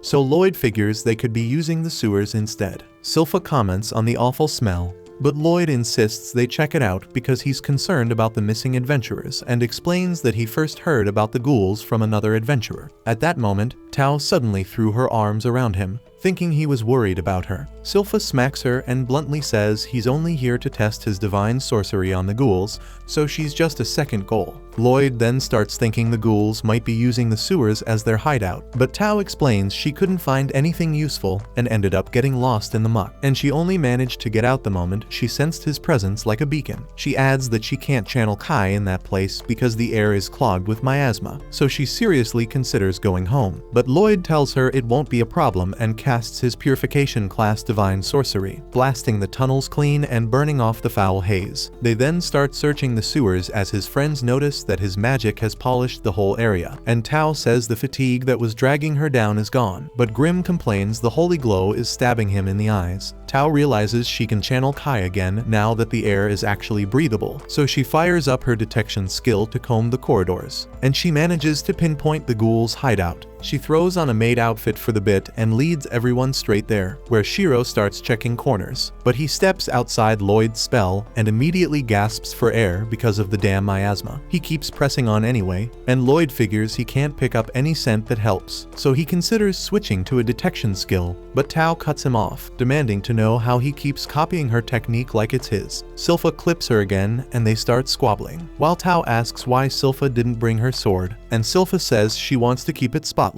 Tao then decides this is the perfect chance to challenge her, but Silpha isn't into it, so Tao raises the stakes and says the winner gets a date with Lloyd, which makes Silpha enter on the spot, and Ren casually adds that she wants him too. Then a swarm of ghouls barrels after Shiro, and Tao announces the rule that whoever racks up the most kills wins the game, so the girls square up and get ready to shred. So Lloyd suddenly channels his divine sorcery to shape Luxa weapons on the fly, because he wants the girls to test them in battle. Tao then charges forward, cutting down 4 ghouls in quick succession, but Silpha suddenly swoops in and starts stealing her kills, and before long, she matches Tao's score. Tao tells her to quit tailing her, but Silpha claims she's just trying out her Luxa weapon. She then points out that Tao's kills don't even count since she isn't using her Luxa gauntlet. That sparks an argument, and soon they're chasing each other's targets just to snatch the points. They seem evenly matched, but Ren is falling behind, mostly because she's fighting at a laid-back pace. Then it hits her. She wants that date with Lloyd too, so she enchants her blade with poison to boost its damage. But the moment she swings at a ghoul, her knife snaps apart. Lloyd quickly figures out that divine sorcery weakens when it's altered, but he thanks her anyway for sparking an idea. He hands her a new weapon, which she assumes is identical to the last one, but when she slashes a ghoul with it, the creature crumbles instantly. She realizes it's been infused with poison, so Lloyd explains he tweaked his divine sorcery, while Grim clarifies that the blade isn't actually poisonous. The purifying magic spreads through the wound after even the smallest cut. Grim also realizes that divine sorcery is on the verge of evolving now that Lloyd is experimenting with it. The girls keep cutting through the ghouls, and before long, their scores are neck and neck. The pace heats up as the horde thins out, but before they can finish the fight, a massive monster bursts onto the scene and sends them all flying. Meanwhile, we see the mysterious man has the pastor by the throat, saying security in the area needs to be tightened. He then orders a wraith to possess the pastor's body so it can freely move around inside the church. But Escher sees this unfold, so she panically demands to know what the hell the man thinks he's doing.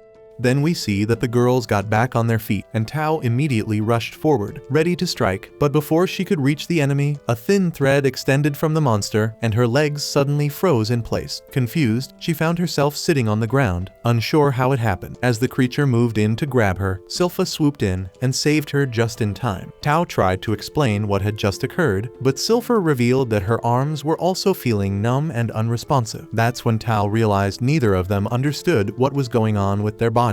The monster then launched one of its threads toward Lloyd. He caught it in his hand without hesitation, and the creature immediately sensed the immense strength radiating from him. But before it could react, the girls launched a coordinated sneak attack, but the monster narrowly avoided it. While examining the thread he'd grabbed, Lloyd quickly identified it as a spinal cord fiber. Ren confirmed she could see the threads too, and revealed she recognized the creature because she had heard about him before. Flashback time, and Jade is seen telling Ren about a terrifying entity entity called the neuron blighted, and this being generates spinal threads directly from his body, infused with mana. When those threads made contact with someone's limbs, they disrupted their motor control, allowing the blighted to manipulate their movements. According to Jade, his entire body was laced with these threads, each designed for swift counters and evasive maneuvers through their mana signatures. And during the Civil War, he was deployed as a living weapon and butchered everyone he came across, friend or foe. They tried to eliminate him, but even a shot to the heart couldn't stop him. So in the end, they blasted him off a cliff, sending him into the ocean, where his body sank, still violently thrashing the entire way down. Back in the present, the girls observed the same spinal threads emerging from the blighted. Silpha questioned how he was still moving, considering he should be dead, so Ren speculated it might be due to some sort of automatic response. But Lloyd disagrees because he doesn't believe the blighted is just some reanimated corpse. After all, the way he moves shows he still has traces of his old memories. The girls go in for another attack, and Tao says they just need to stay away from the threads, but they quickly realize the strands are everywhere, and all of them hit the ground hard. We then cut to a shadowy figure, as the Wraith speaks to him, saying it wants to take over Escher's body because it finds her so damn hot. The man casually tells the Wraith to go ahead, but as the Wraith begins the possession, Babylon suddenly appears and destroys it in a single strike, and also drives a blade into the man's arm, offering to guide him, saying he looks lost, but the man coolly replies that he has no need for directions, and right then, he transforms his arm into something monstrous. At the same time, the girls recover and the blighted lashes out with his threads again, but they manage to evade every single one, quickly closing the gap between them. However, he blocks all of their strikes and sends both Tao and Ren flying with a couple of heavy punches. Silpha then attempts to pierce him with her blade, but he grabs it with both hands, giving her just enough time to note that now his hands are tied up. Ren follows up by unleashing her poisonous butterflies, and Jihariel immediately points out that toxins have no effect on ghouls, but then the blighted suddenly weaken. Lloyd observes that the poison wasn't a standard one, it was a neurotoxin. He explains that the spinal threads are tied directly to the blighted's nervous system, so once he's paralyzed, he loses control over them. But Ren warns them that the effect won't last long, and they have to finish it now. So Tao rushes in and begins hammering him with strikes, but pauses when one of his spinal cords whips out, and she barely manages to avoid getting hit. The threads slice through everything they touch, and he lashes out again. But she activates her skill, grabs the cords midair, and flings him straight at Silpha. Silpha gets ready for the final blow, declaring that she'll send him to the other side, where he can finally be at peace, and she activates her Lion's Roar ability to end it once and for all. The blast sends him flying, and Ren assumes they got him, but Silpha senses he's still alive, since he managed to reactivate his automatic reflexes right before her attack landed. We then see the blighted fleeing, thinking about enjoying himself on the surface for a while before returning to his master. But Lloyd suddenly appears and blows his leg off. The blighted panics when he sees him and starts remembering the life he had before his death, one filled with suffering and misery, and that's when he became a wraith. Back then, he was too weak to take over people with strong bodies, and he thought he'd never get revenge on those who made his life hell. Then he met his master, who offered the monster's body, and to his surprise, the body accepted him without resistance. He asked what his master wanted in return, but the answer was simple. He was free to use the vessel however he wanted, so he hunted down and slaughtered everyone who tormented him when he was alive. But after fulfilling that vengeance, he was left without direction, so he returned to the one person who gave him purpose. His master welcomed him back, and in that moment, the blighted understood that his master had become the center of his entire world. Back in the present, Lloyd calls upon his Luxa, summoning a colossal angel to the battlefield. The blighted stares in disbelief, overwhelmed by the sheer strength radiating from him, and briefly considers retreating. But then he thinks of his master, realizing Lloyd poses a real danger to him, and decides he has no choice but to fight. He sews his leg back together and charges forward, weaving past the angel's massive strikes, though he loses an arm in the process. Still, he grits his teeth, insisting he can keep going. He pushes ahead and manages to close the gap between them, only to crash straight into Lloyd's barrier, where it becomes clear he never stood a real chance. As he collapses, one of the angels gently catches him, and Lloyd feels a sense of relief, glad the blighted has finally stopped acting purely on reflex. The blighted looks up, confused about why Lloyd let him live, and Lloyd replies that he intends to study him because he finds him fascinating. Then he's taken aback when the blighted actually speaks, speaks, and he tells him he should have spoken up earlier because if he'd known, he might have held back a bit more. Anyway, Lloyd starts asking him questions about his life, saying he genuinely wants to understand him better, and he extends his hand in friendship. The Blighted is moved by this unexpected kindness, and as he reaches out and grasps Lloyd's hand, tears begin streaming down his face. Grimm and Jihariel commend him for not backing down against Lloyd, and it hits him just how much bravery it took to stand his ground. He thinks back on all his previous suffering and realizes that none of it compares to what he just faced, and he never believed he'd be able to touch Lloyd's hand, so he's overcome with gratitude. Then he remembers his master had once given him a marble containing the divine incantation Luma Maxima, a spell that would obliterate his body if ever triggered, but without warning, it activates, and his body disintegrates instantly, and the mysterious man senses that one of his own has fallen. Grimm is injured by the explosion, and Lloyd heals him on the spot. Jihariel questions how the Blighted was even able to use Luma Maxima, pointing out it's an elite spell accessible to only the rarest beings. Lloyd then remembers hearing the Blighted's fading voice urging him to deal with his master, so Lloyd draws the blade embedded in the Blighted's skull, wondering just who he meant. Meanwhile, Babylon tells Escher to flee with the pastor, and firmly instructs her not to call for reinforcements, and she obeys, carrying the pastor away from danger. Babylon quietly hopes she won't drag anyone else into the mess, because in his eyes, no one out there would be able to make a difference. As the man continues to stand still, silently staring at the ground, Babylon wonders why he hasn't moved yet, secretly wishing he stays like that long enough for him to bolt once Escher's safe. But the man suddenly lashes out with his arm, forcing Babylon to leap back, and he recalls how Lloyd had taken note of the man earlier. Lloyd explained that he trusted Babylon's gut, since he spent his life evading death and developed a kind of sixth sense for lethal threat. He mentioned it might have nothing to do with sorcery, but Lloyd isn't so sure, and he had placed a hand on Babylon's chest and simply told him to take care of things until he returned. Babylon then weaves through the man's attacks, but questions why he doesn't feel fear, even though he knows his opponent outmatches him. So he figures Lloyd must have cast some kind of enhancement on him. Taking advantage of the moment, he maneuvers behind the man, realizing that physical strikes won't do any good, so he casts his glow spell in an attempt to reach the man's heart. But with his mana pool too low to finish it in one go, he keeps firing off the spell in rapid bursts, hoping that the blinding light will stop the man from attacking. However, in a sudden twist, the man drives a weapon straight through Babylon's chest because he had located him by scent. Babylon crashes to the ground, wounded and unable to continue. But despite the injury, it becomes clear that his efforts weren't in vain because he successfully bought enough time for Escher to escape.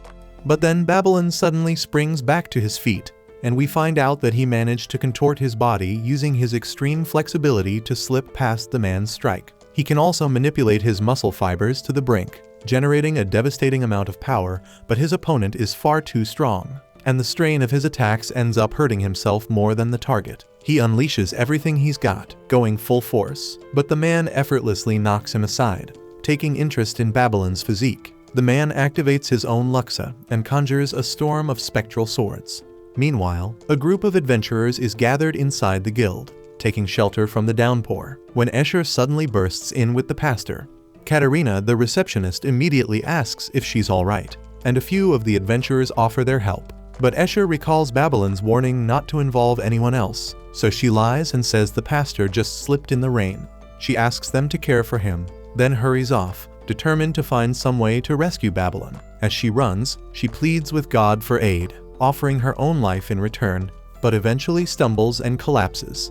Just as she begins to sink into hopelessness, Lloyd appears, casually mentioning he was headed to the guild. In a burst of emotion, she cries out and begs him to save Babylon, but then immediately questions herself for doing so. Embarrassed, she tells him to ignore her words, but in the blink of an eye, Lloyd vanishes. Elsewhere, we see Babylon impaled by the man's summoned blades, and Lloyd, arriving too late, realizes he didn't make it in time. We cut to Babylon's consciousness as he begins to fade, though he's comforted by the fact that Escher was able to escape. He notices Jade and would love to grab a drink with him, but suddenly hears Escher's voice singing. That melody pulls him back, and he realizes it's not his time to go, so he follows the sound and awakens. The moment he regains consciousness, everyone around him is filled with joy. But Escher collapses from exhaustion, having spent all her energy healing him. It's revealed that 3 days have passed since Lloyd carried Babylon back. He and Jihariel had cast healing magic on him for over 10 hours, but Babylon is told to thank Escher most of all, as she never left his side. Lloyd then questions him about what happened back at the church. Babylon recounts the battle with the mysterious man, and Jihril is stunned that a creature like him could also wield Luxa. Babylon describes how he tried using the glow spell to reach his heart, but it did not affect him. So that leads Lloyd to conclude the man likely doesn't believe he's done anything wrong, since purification spells only work when guilt is present in the heart. Afterward, they speak with the pastor and try to make sense of the man's intentions, especially since he mentioned something about boosting security. Lloyd suggests they return to the church garden to investigate further, so the group heads back and sees that the repair work is coming along nicely. He thanks Tao for standing guard over the church and asks if anything unusual happened, and she says that Katarina dropped by earlier. At that moment, Katarina shows up clearly irritated and reveals that she contacted the church's central office and gave them a full description of the man. The Pope inquires about the situation, prompting his aide to explain that the man had used Luxa. This sparks panic among the priests, who find it unthinkable that someone with their powers could be some kind of beast. They question the origin of the claim, and the woman says it came from Babylon, but then reminds them he's a former criminal. The priests dismiss his testimony, insisting there must be solid proof if such accusations are to be taken seriously. She adds that the guild is powerless to intervene, but Lloyd believes the solution is simple. They need to uncover that proof themselves. They begin digging through the garden, but the pastor hesitates, explaining that the area is sacred ground used for burying beloved pets, so they shouldn't disturb it. Lloyd considers using Shiro's sense of smell, but for some reason, Shiro appears to be keeping his distance. Crow then steps up and uses his cursed speech to ask nearby crows for assistance in the search, and soon Saria joins the group. She's relieved to see Escher unharmed, but scolds her for skipping their music session and punishing her by tapping out a Beethoven piece on her legendary melon. And after the epic piece is over, she asks if Escher is ready for the upcoming recital. But Babylon points out she might still be a target, and suggests calling it off. So Saria decides she'll go on stage solo. Soon after, the crows flock to a specific stone tile, which creaks open to reveal a hidden tunnel entrance. Lloyd notices that the doorway is built from a rare type of wood that suppresses both mana and kai, explaining why no one had discovered it before. As a strange odor fills the air, Crow warns Escher to stay behind, but she pleads with them to let her come. Babylon reminds her that she's still at risk, but before he can argue further, Talia yanks him away. She cheerfully admits she's become an Escher fan and doesn't want this incident to discourage her. Then as Escher walks into the tunnel, she reflects on the fear she still carries and how she must conquer it if she ever wants to move forward and sing again. Meanwhile, Shiro, who had been too frightened to act, gathers his courage after watching Escher and follows her down. Before long, the entire group is left stunned as they stumble upon a hidden laboratory filled with horrifying experiments. Escher was shaken to the core, and Silpha figured they had stumbled right into the man's den. But the others believed he wouldn't return after the stunt he pulled in the garden. Ren pointed out that one of the test subjects looked like the ghouls they fought in the sewers, and Silpha noticed another one with a claw. So Lloyd assumed the bastard used some kind of synthesis to forge monsters. He elaborates, saying the method involves using tissue from living beings to cultivate new limbs, and guesses that it might have been an effort to merge wraiths with humans. But Escher was horrified that this nightmare had been happening right beneath the church. Silpha realized the creatures they fought weren't real ghouls at all but twisted experiments, basically chimeras. Lloyd thought the guy was scum, but he still burned with excitement to see the body he created, believing it was the peak of his research. Silpha and Galilei wanted the lab wiped out, and Lloyd wasn't thrilled to hear it, so he tried to talk them down. But before anyone could respond, a beast lunged at them, and Crow immediately unleashed his cursed speech to shield the group. And that's when they realized the monster was a Lamia. Lloyd urges Crow not to kill her, but she kept striking at them. Lloyd then notices she is casting an air-type spell, so he orders Galilei to cover everyone with his web. Crow then uses his ability to open a path through the chaos for him and Ren rushes in to hit the Lamia, but a barrier flung her back. Galilei thought they didn't stand much of a chance, but Crow tapped into his recitation loop, shattered the barrier, and dropped her with his cursed speech. Everyone was stunned he managed it, and Ren pointed out that his control had clearly leveled up since he learned how to master it. Lloyd revealed the Lamia was still human, even if half her body was monstrous, and everyone was disgusted that the man experimented on her while she was alive. Ren quietly asks what they can do to help her, and Crow gets ready to end her suffering. But Escher intervenes, stepping in and softly telling the Lamia not to be afraid. The Lamia strikes Escher in response, but Escher understood the reaction because she knows all too well what it feels like to be paralyzed by fear. Wondering what she could do to reach the Lamia's heart, Escher suddenly hears Saria's piano playing from above, so she began to sing her song to the Lamia. Nobody can wrap their heads around how she's still going, especially after she spent 12 straight hours singing to heal Babylon, and it's clear she's not using divine sorcery anymore because she's totally drained. They all wonder how the hell she's even upright, completely wiped out like that. But her voice gently reaches the Lamia, who starts to remember hearing that same song echoing through the lab while she was trapped in those brutal experiments. That melody was the one thing that kept her sane in the middle of all that torment, and it even made the bastard pause during his torture. She starts apologizing through her tears, saying she's still human underneath it all. As she breaks down, Escher pulls her into a hug and quietly says sorry for never being able to save her, even though she was always so close. Later on, Albert finds out about the secret lab underground, and Lloyd notices the Lamia can't remember her name anymore, guessing it's probably a side effect from all the awful things they did to her. But he figures she was once an adventurer, and Galilei agrees that it makes sense, especially with her ability to use magic. She's convinced she can't live a normal life looking the way she does now. But Galilei straight up invites her to come live with them in Lordost, where she can have a real life, and that offer actually brings a bit of light back to her face. Lloyd, still curious, asks her about the guy behind all this, and she hands him a rosary the man left behind in the lab and admits she doesn't know much, just that he seemed to have a deep hatred for the divinities. Lloyd then gives her the lab notes he collected, and Escher instantly says she shouldn't read any of it. But Lloyd gently tells her that maybe, just maybe, there's something in there that can help turn her back. He explains that her body's still functioning thanks to some crazy complicated mana patterns, stuff he can't even begin to decode. But he believes she might be able to reverse the damage if she figures them out herself. She takes the notes and promises she'll do whatever it takes to get her old self back. But Escher looks crushed and bolts from the room. Galilei and Crow both promise they've got Lamia's back, and they agree she needs a proper name, so Lloyd calls her Lami. Meanwhile, Escher is shocked to find Saria still hanging around the church, and she tells her she's just on a break from her music rehearsals. Escher then asks if she can sing with her, saying it's the one thing she actually feels good at. That makes Saria smile, and she suggests they turn it into a real show.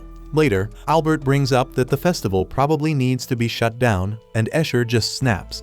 But he reminds her that the psycho is still out there, and it's not safe. While the girls goof around with Shiro, Silver roughs them up a bit and starts thinking hard about what the guy was really aiming for. They all assume he was trying to use the experiments to wreck the festival and assassinate the Pope. That's when Albert finally admits they'll have to cancel the whole thing, even if the townspeople won't be happy about it. Silpha then starts searching for the man's rosary, only to realize that Shiro has been wearing it the whole time. She moves to take it off him, while Escher points out that the one she's holding is silver. Babylon chimes in, saying he remembers the guy wearing a completely different rosary, most likely a replacement after losing the original. But Silpha adds that the one the man had was made of solid gold. The pastor then mentions that only the 11 bishops and the Pope are allowed to wear golden rosaries, which makes Ren ask if the man could actually be a bishop. The pastor immediately shoots the idea down, calling it impossible. But Silpha pushes back, reminding them that the guy could alter his appearance at will. Babylon also remembers seeing him use divine magic without performing a ritual, which could only happen if he had a past. That revelation stuns the pastor, who now believes the man must have been a bishop, since they're the only ones granted permission to cast divine spells freely. Grimm starts to question it, so Jihariel explains that he gave the divine pass to the Pope, who then allowed the bishops to share it, just like Lloyd did when he taught the others how to use divine magic. Later, Albert informs the group that the church has dismissed Babylon's testimony entirely, meaning the festival will continue as planned. He's convinced the Pope's life is now in serious danger, because the church has already been infiltrated. Silpha stresses that time's running out fast, and they have to isolate the Pope from the bishops so they can keep a closer eye on them. Albert agrees, saying it's the only move they've got. But he also warns that they can't rely on anyone who's still in the dark about what's really going on. So it's up to them to keep tabs on the bishops and be ready to act. That night, we shift to one of the bishops, Anastasia, as she stops her sister, who's delivering a sealed letter from Albert. The sister explains it's meant for the Pope directly, but Anastasia takes it anyway and smiles as she reads it herself. She then heads off to a secluded room, opens a hidden door, and steps into a secret passage that leads straight to the man's hideout. Once there, she hands over the letter and tells him what it says, revealing that Albert is planning an inspection of the church's facilities and wants to split the Pope and the bishops into separate groups during the tour. The man suspects the Lamia must have ratted him out, then looks down at the blighted severed arm and says that this is all that remains of him because the rest has been turned to ash. He then absorbs the arm, claiming the creature's power for himself and muttering that nothing can stand in his way now. Then it's revealed that the lab they destroyed was just one of many, and he still has access to more chimeras, and he's fully prepared to launch his twisted plan during the festival. The next day, Pope Gitane arrives with his bishops for the festival, but Silpha informs him that his welcome parade has been called off, and the bishops will each be watched over by members of their squad. Bishop Ganmo blows up at the idea of being split away from Gitane, but the Pope calmly explains that this is Albert's plan to keep them safe after the recent attack. Silpha reassures them that her team will keep them protected and directs them into the carriages waiting to take them to their assigned locations. Once everyone begins moving out, she walks up to Anastasia and tells her she'll be the one acting as her escort. One of the bishops named Bat scoffs and says he doesn't need protection, bragging that he can crush anyone dumb enough to get in his way. Another bishop named Dante cuts him off, saying men shouldn't waste their breath, they should speak with their backs instead. Bats just stares, totally lost at the phrase, so Dante flat out calls him an idiot, which makes Bats boil with rage. Ren steps in, telling Dante it's time to get moving, while Bats mutters that their fight isn't over yet. But Bishop Melissa yanks him toward their carriage before he can start more trouble. Meanwhile, Tao hopes she'd get assigned to guard someone handsome, but ends up stuck with the two bald-headed bishops, Akamaki and Aomaki, leaving her bitterly disappointed. At the same time, Bishop Roseleys recognizes Babylon as the one who reported about the mysterious man posing as a pastor, and he can't believe Babylon suspects the intruder is actually part of the church. Bishop Thor takes it as an insult, while Roseleys presses Babylon for a lead, but Babylon admits he doesn't have one yet. Meanwhile, Talia prepares to depart with Ganmo, who notices she's carrying something. When she reveals it's just a drink to set the mood, he snaps at her, calling her a fool since she's supposed to be on guard duty. At the church, the king stands with Albert, noting that Gitane should be arriving soon.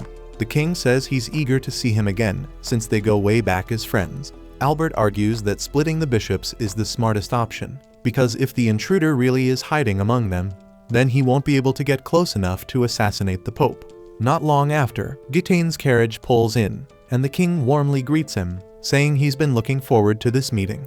As the final preparations for the festival get underway, Albert can't shake the worry that something could go wrong, especially with security being so thin and with weapons forbidden at the event. We then flash back to a conversation where Albert warned the king about the mysterious man, but the king didn't recognize the description and pointed out it was far too late to cancel the festival. He told Albert he'd have to wait until it was over before launching an investigation, though he agreed to tighten security for the day itself. Back in the present, Albert silently hopes that nothing goes wrong so that the celebration can play out peacefully and everyone gets to head home unharmed. Meanwhile, a group of guys nearby can't take their eyes off Silpha, clearly finding her attractive, and Anastasia casually remarks that she's drawing quite a bit of attention. Silpha, however, can't shake the uneasy feeling that Anastasia might be working with the enemy because there's something dangerous about her vibe. She then remembers when Anastasia told her to change out of her outfit. Silpha said she didn't have anything else to wear, but Anastasia lifted her skirt and discovered she'd been hiding a sword, so she told her to ditch the weapon and switch to a shorter dress instead. Silpha realized then just how sharp Anastasia really was, and silently prayed she wasn't on the wrong side. Anastasia, for her part, mentioned that Silpha seemed competent enough even without the sword, though she might struggle to pull things off. Still, she shrugged it off, thinking it wouldn't matter anyway because nothing could stop what was about to unfold. Suddenly, the ground began to rumble, but most people thought it was just a part of the show. But Albert immediately sensed something was off, and then a towering monster emerged right near the church. Chaos broke out as people panicked, while Gitane calmly declared that the gate to hell had been opened, and everything was happening exactly as planned. We then flash back to a memory when a group of pastors visited Gitane at his home.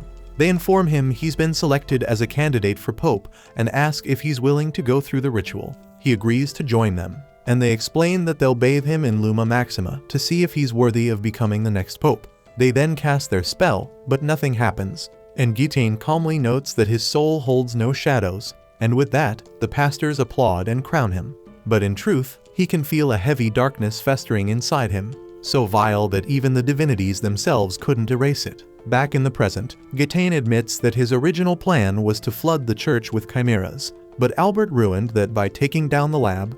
Still, he says it doesn't matter because his army is already pouring into the city through a massive hole. Albert is struck with horror, realizing the Pope is the villain, and curses himself for choosing to protect him instead of his own father. Gitane goes on, declaring that he will wipe out anyone who follows the will of the deity. He sees the teachings of the divine as flawed, and he believes there's nothing wrong with killing or stealing so long as the motive behind it feels right. Out of nowhere, Jihariel calls out to him, asking what the hell he is doing. So Gitane responds by saying he wanted the deity to descend to the mortal world. So he tore through everything in a frenzy to provoke him. But even that wasn't enough to make the deity show his face. Jihariel, clearly disturbed, asks what pushed him down this path, but Gitane refuses to explain. Instead, he grabs Albert and the king, taking them hostage. The king quietly says that when he saw the photo earlier, it reminded him of Gitane's son, and he asks if losing him is what made Gitane change. But Gitane just asks if those are the last words he wants to say, then moves in to kill him, calmly declaring that he'll send the entire royal bloodline straight to the heavens. But before he can strike, everyone is suddenly teleported to safety. Jihariel tells Gitane he's about to face his reckoning because Lloyd has arrived. Gitane instantly remembers the first time they crossed paths, how his whole body tensed just sensing Lloyd's presence.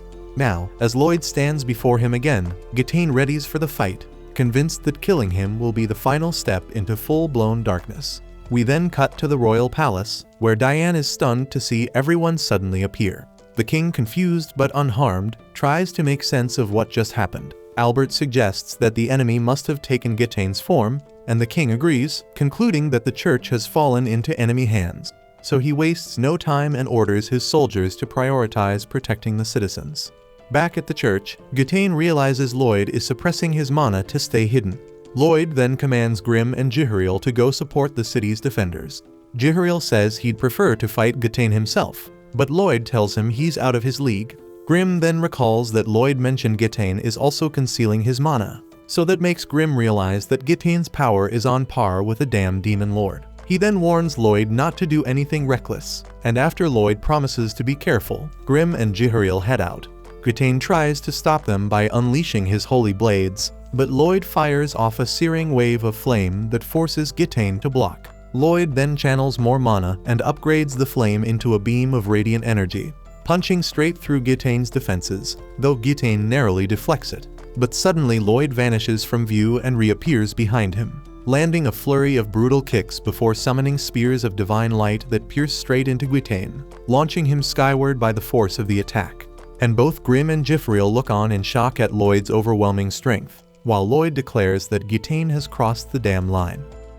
At the same time, chaos erupts as the monsters begin tearing through the city, and one of them hurls a carriage that's about to crush a bystander, but Galilei steps in just in time to save them. Standing ready to face the creatures alongside Talia, he notes that everything is unfolding exactly how Lloyd predicted.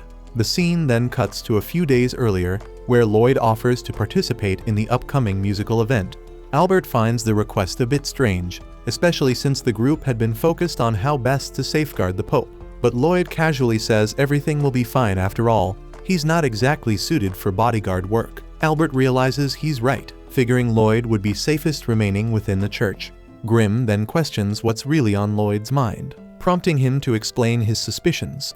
The Pope might actually be behind it all. He has way too much free time and more than enough funds to have built the hidden laboratory.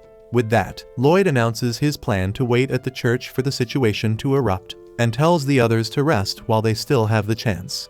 Back in the present, Gitane realizes Lloyd isn't just a regular royal. Drawing on his curse swords, he shatters his restraints and breaks free. Grimm and Jihariel are stunned that he's still standing, so Grimm quickly points out that they have to eliminate all the chimera in town. Jihariel wonders if Lloyd needs help from them, so Grimm explains that Gitane could rival Lloyd's power. and their best move is to quickly eliminate the chimeras so they can hurry back to assist him. Meanwhile, Jitane declares that he no longer has any loyalty to Jihuriel or the king because he now sees Lloyd as a divine being, and by destroying Lloyd, he believes he'll fully fall into darkness, but Lloyd simply tells him to bring it on with a B word. Elsewhere, Lloyd's allies gather around the messenger crows and realize the Pope is the true culprit. Ren suspects the other bishops might be in on it too, and she begins to suspect Dante is a chimera himself, noting the stitches across his face. Just then, a monster appears behind her, but a bishop quickly purifies it. Grateful, Ren thanks him and asks for his name, but he begins acting disturbingly weird. Acting on instinct, she drops him with a poisoned punch, only to realize too late that she might have made a mistake. It was purely a reflex. At the same time, Anastasia suddenly launches an attack on Silpha, who grabs a nearby pole to defend herself, and Anastasia admits she planned to behead her during the confusion. Silpha gets disgusted by such behavior and thinks Anastasia is unfit to wear the title of bishop. But Anastasia declares that she was already planning to do that, so Silpha knows she was right about her from the start. We then return to Galilee's group as they dodge waves of fiery projectiles, realizing that their opponent possesses an absurd level of mana. The Chimera then introduces himself as Grim, and Ganmo freezes in disbelief because he recognizes the name. Grim is the fabled demon who once devastated an entire kingdom before being sealed away. Convinced that they're all doomed now that the seal has broken, Ganmo panics, but Galilee and Talia are confused as to why he's so afraid, since Grim doesn't seem hostile at all. Meanwhile, Crow and Bats are sprinting through the streets with monsters on their tail. Crow worries aloud whether the church will be alright, and Bats replies confidently that they'll be fine because with Melissa there, they have nothing to fear. He adds that she's incredible, though he quickly boasts that he's still stronger. But when he looks back, he realizes Crow isn't even paying attention. Crow is deep in thought, studying the situation and noticing that his messenger birds near the town center are acting abnormally. Crow then scales a nearby building for a better view, and what he sees leaves him stunned. Bats soon climbs up after him, only to freeze at the sight of a double S-ranked dragon tearing through the city. Unsure what to do, Bats turns to speak, but Crow suddenly vanishes from sight. Looking ahead, he spots him already charging toward the beast. Bats then recalls Dante's words, "Real men speak through their backs," and suddenly understands what that meant. Grinning, he draws his weapon and charges into battle, shouting that this fight will be his next step toward becoming a great bishop. Elsewhere, Tao lunges at the Chimera, but the creature catches her midair and slams her into the ground. He assumes she's dead, confident that his Rakaken martial art kills in a single strike. The bishops gasp in horror and rush to check on her, but the Chimera snarls a threat to slaughter them too, forcing them to stand their ground. Then to his shock, Tao rises to her feet. The Chimera looks down and realizes one of his 6 hands is missing, so Tao smirks and reveals that she used it to cushion her fall. Recognizing the name Rakaken, Tao recalls it as a lost martial art that vanished after a single generation when its founder Chakra failed to find a successor. She then deduces that Chakra's very soul must be possessing the Chimera's body. The creature confirms it, boasting that he perfected his style after gaining this monstrous form and its 6 arms. Tao asks why he's so obsessed with power and admits that she trains relentlessly too, but only because she wants to be admired. The Chimera calls her insane, but she fires back, saying he's even worse for throwing away his humanity just to grow stronger. Tao then pulls the ties from her hair, declaring she won't lose to someone who's forsaken what it means to be human. Seeing her stance, the Chimera narrows his eyes. He recognizes it instantly. It's the 100-flower fist technique, a style he once fought against long ago. We then cut to a memory of Chakra, moments after his defeat at the hands of the master of the 100-flower fists. The master encouraged him not to give up, that one loss didn't define him, but Chakra's mind was too rigid for hope.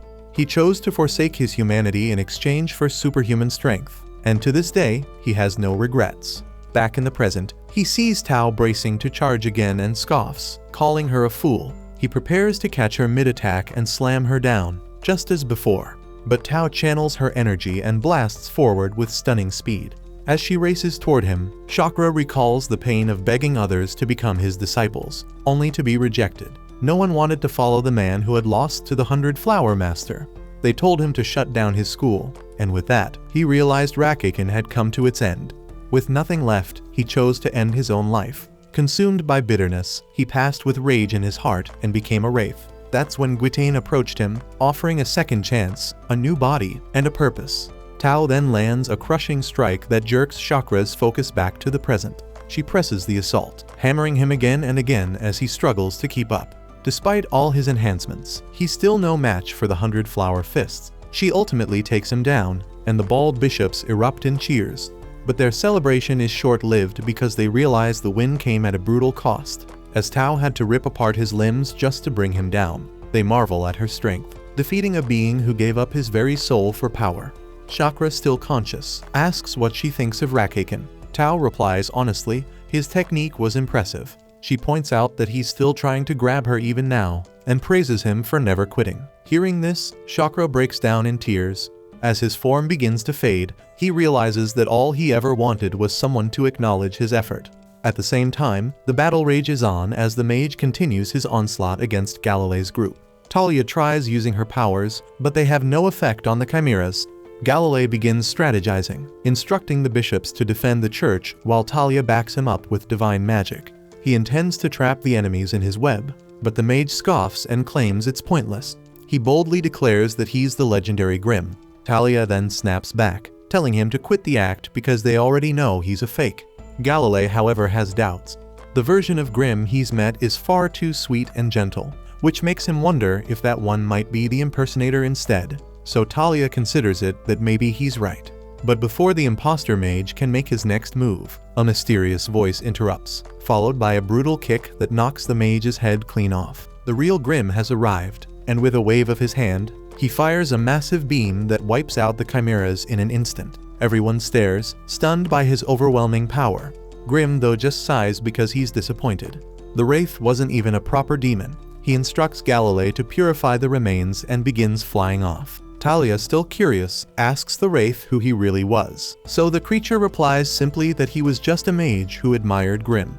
Realizing she was tricked, Talia wastes no time and immediately purifies his ass on the spot. Then they're left wondering if that boy is truly the real Grimm. High above the battlefield, Gwitain collides with Lloyd in midair, thrilled by the encounter. He can't see any ceiling to Lloyd's strength, but he believes he still has the upper hand thanks to his unique abilities. Meanwhile, down below, Rosalie's attempts to slice through a pig-headed monster, only to realize its hide is incredibly durable. Thor and Babylon jump in to assist, but the pig regenerates instantly. No matter how many times they strike it down, it continues to rebuild itself, and even grows tougher each time. The monster finally speaks, claiming to be something far more than what they think, but even it doesn't fully understand how its body functions. That's when Babylon realizes it's not a chimera at all. But before he can say more, the pig launches a devastating punch, sending him flying through buildings. As Babylon wonders why he's always getting knocked around, the pig-like beast closes in to deliver the final blow. But Babylon tells the pig to stop because he wants to know first why pig like him resents humans so deeply. Thor understands what Babylon is doing and echoes the sentiment, saying he also wants to hear its story, because he believes there's still a chance to steer it in a better direction. Hearing this, the pig agrees to tell them everything. In a flashback, we see that the beast was born in an alchemist's lab. Its creator praises it as a marvel, an organism whose meat will never run out. He slices into it repeatedly, watching the pig regenerate and become even larger than before. Proud of his work, the alchemist names it Mega Meat, believing it could be the key to ending world hunger. The pig is overjoyed, proud to fulfill its purpose. But when the alchemist tastes a sample, he finds the flavor worse than the shit. Declaring it inedible, he gives up on it entirely. Devastated, Mega Meat loses control, burning down the lab and escaping into the night. From then on, he wanders, forcing people to sample his meat, but they all vomit in disgust. Over time, despair takes root. He was created to be eaten, but even worms refuse to touch him. At one point, Gwitain finds him sobbing. Without hesitation, he tears off a piece and eats it. He's intrigued, not by the flavor, which is strange, but by the regenerative quality of the flesh. Gwitain tells Mega Meat that his power was never meant for humans to enjoy. Instead, it's the perfect tool for revenge. He encourages the pig to lash out at those who treated him like livestock and discarded him. Back in the present, Mega Meat declares that humanity will suffer for labeling him inedible. But Babylon recalls a time when he and his guildmates were so poor, they barely had anything to eat.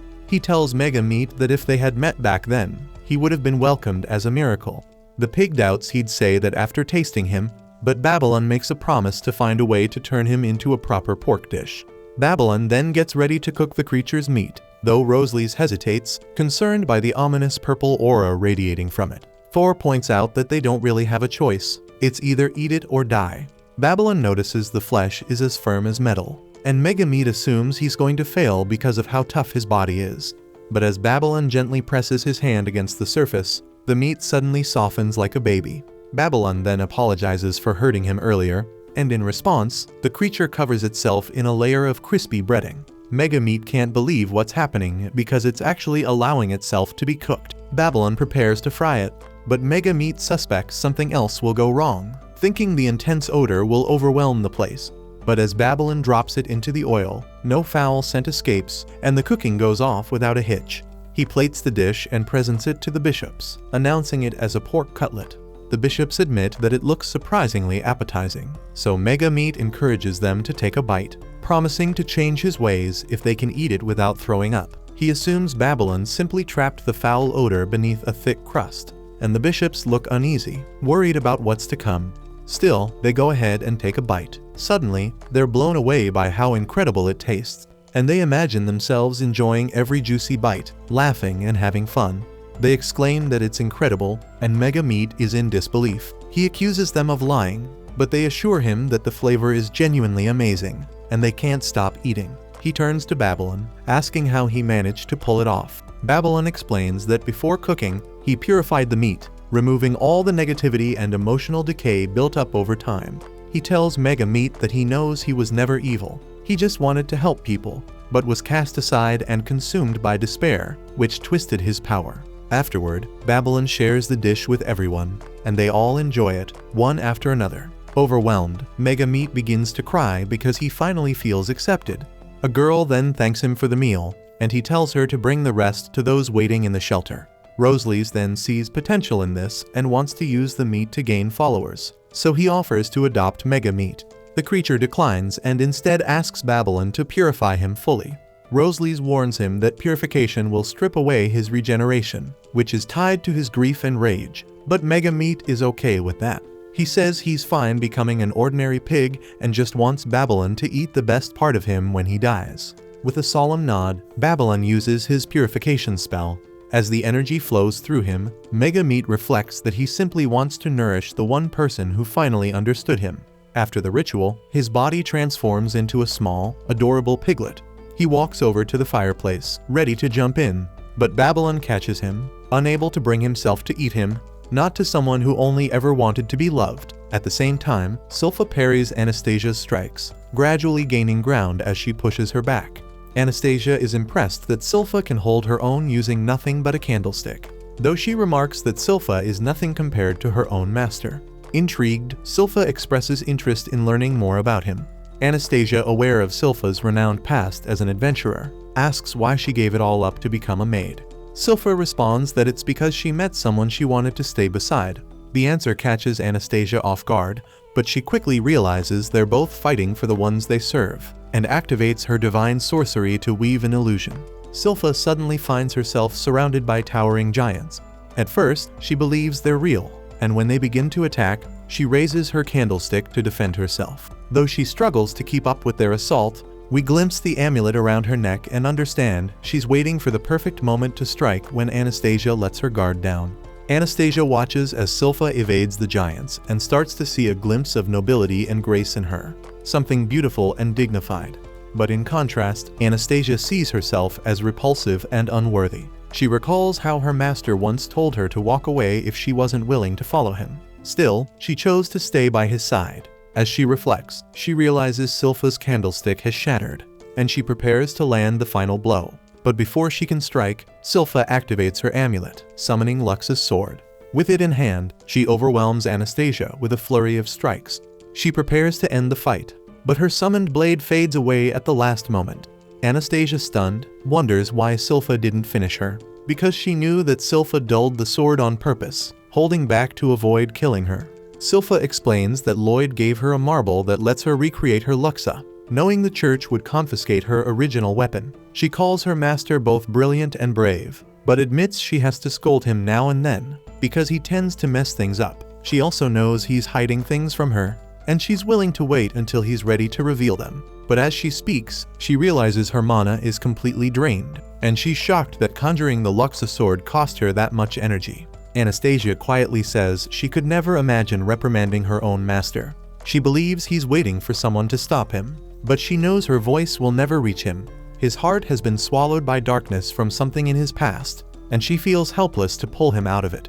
Sylpher replies that she has no right to judge them, though she hopes that he hears it. Anastasia then expresses a quiet hope that through this battle, someone's voice can reach her master's heart. Thanks for watching. Subscribe to not miss the next part.